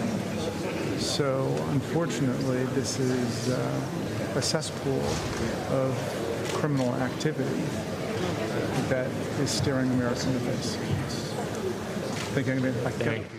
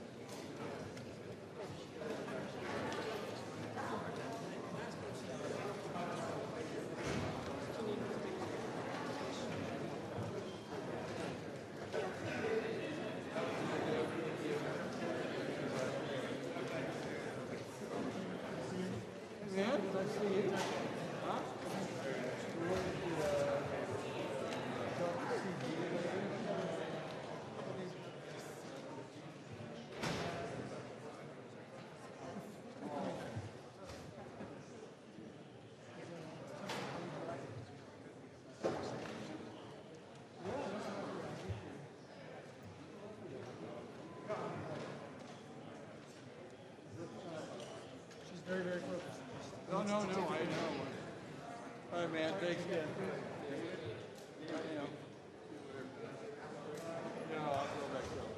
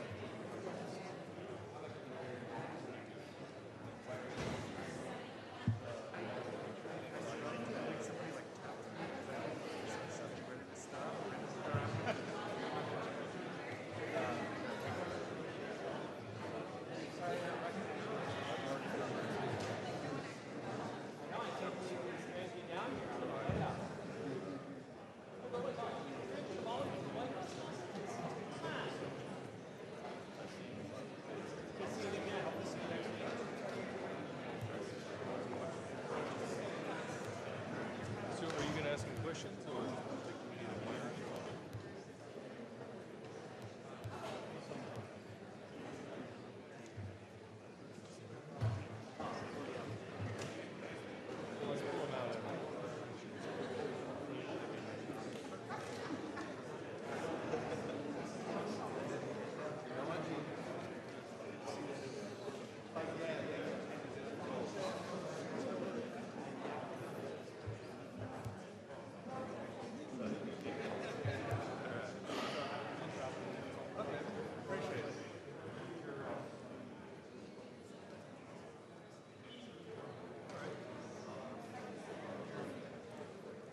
glad we put this signature on it. Just let me know the signature.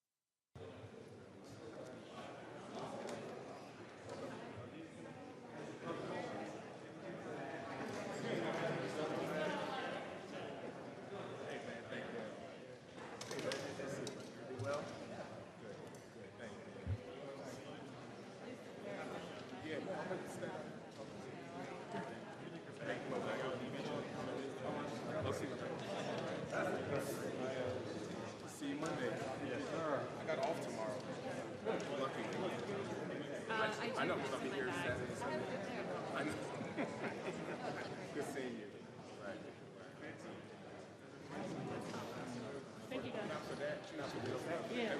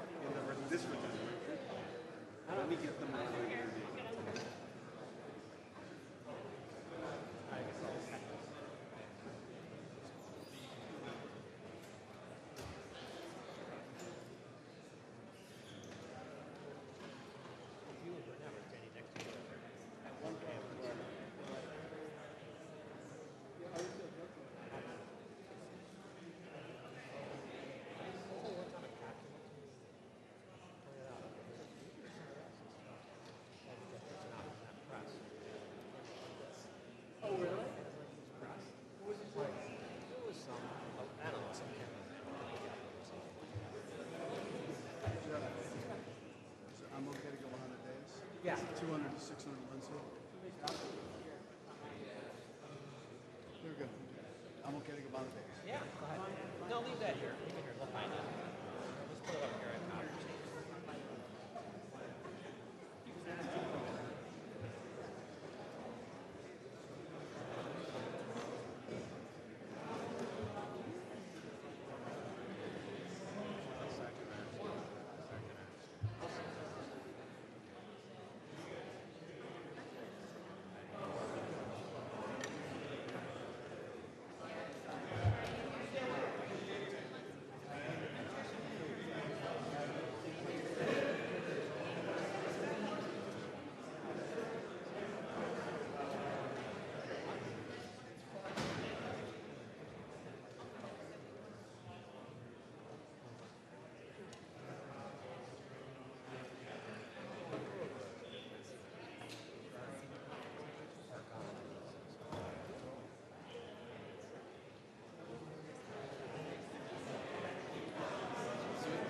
Got a bad reputation for polar months?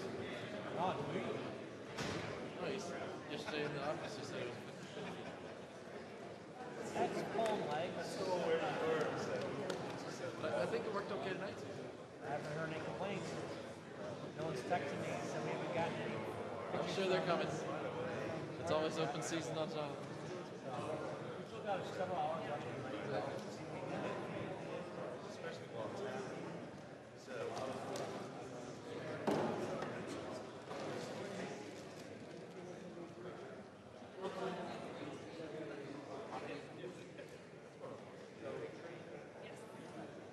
Yes, ma'am. You know Rich Martin. Yeah, he was chiming in all the time.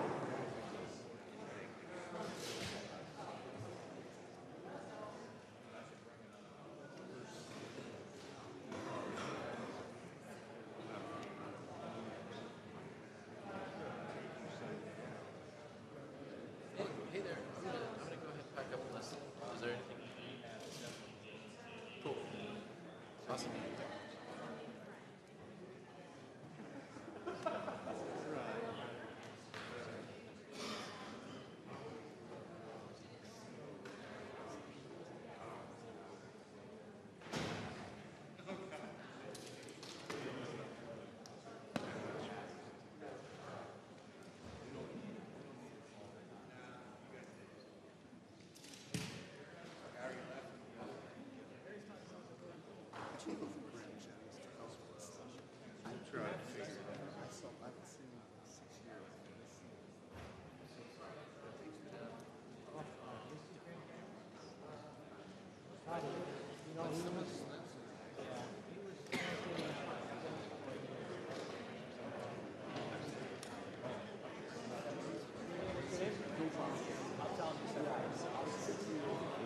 Okay. All right. Monday? No. This is it? Is your stuff Wi-Fi sending? I think, yeah, I was on public. Would you, if they gave us a hard line here? That's, yeah. Yeah, I think. What if you shared it?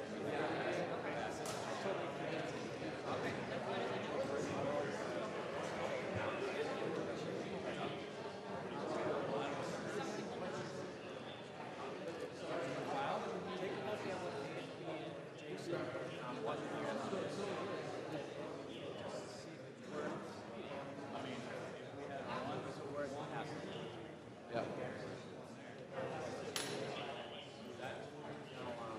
Okay. If they're active, I can just. They're not. I got force. I can just bring them. Take a look.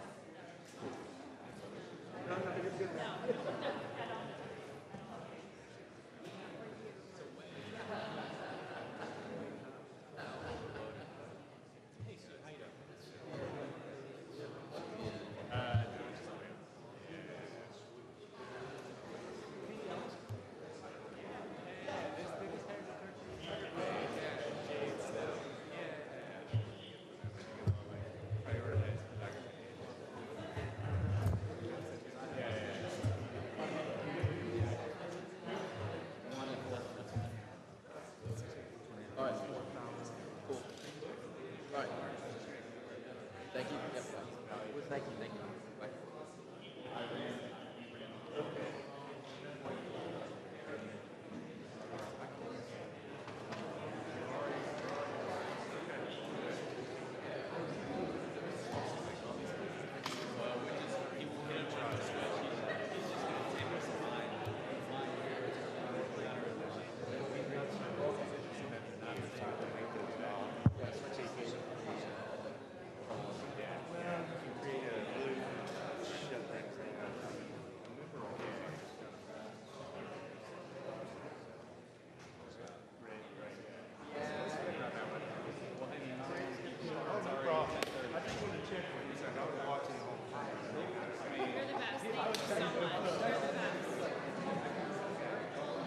I did see a break and you didn't. I was like, And the break was so quick. You were the best. You were the absolute best. The break was so quick. Oh my gosh, you were so good. Appreciate it. Thank you All right. very, All right. very much. Okay. All right. Okay. That's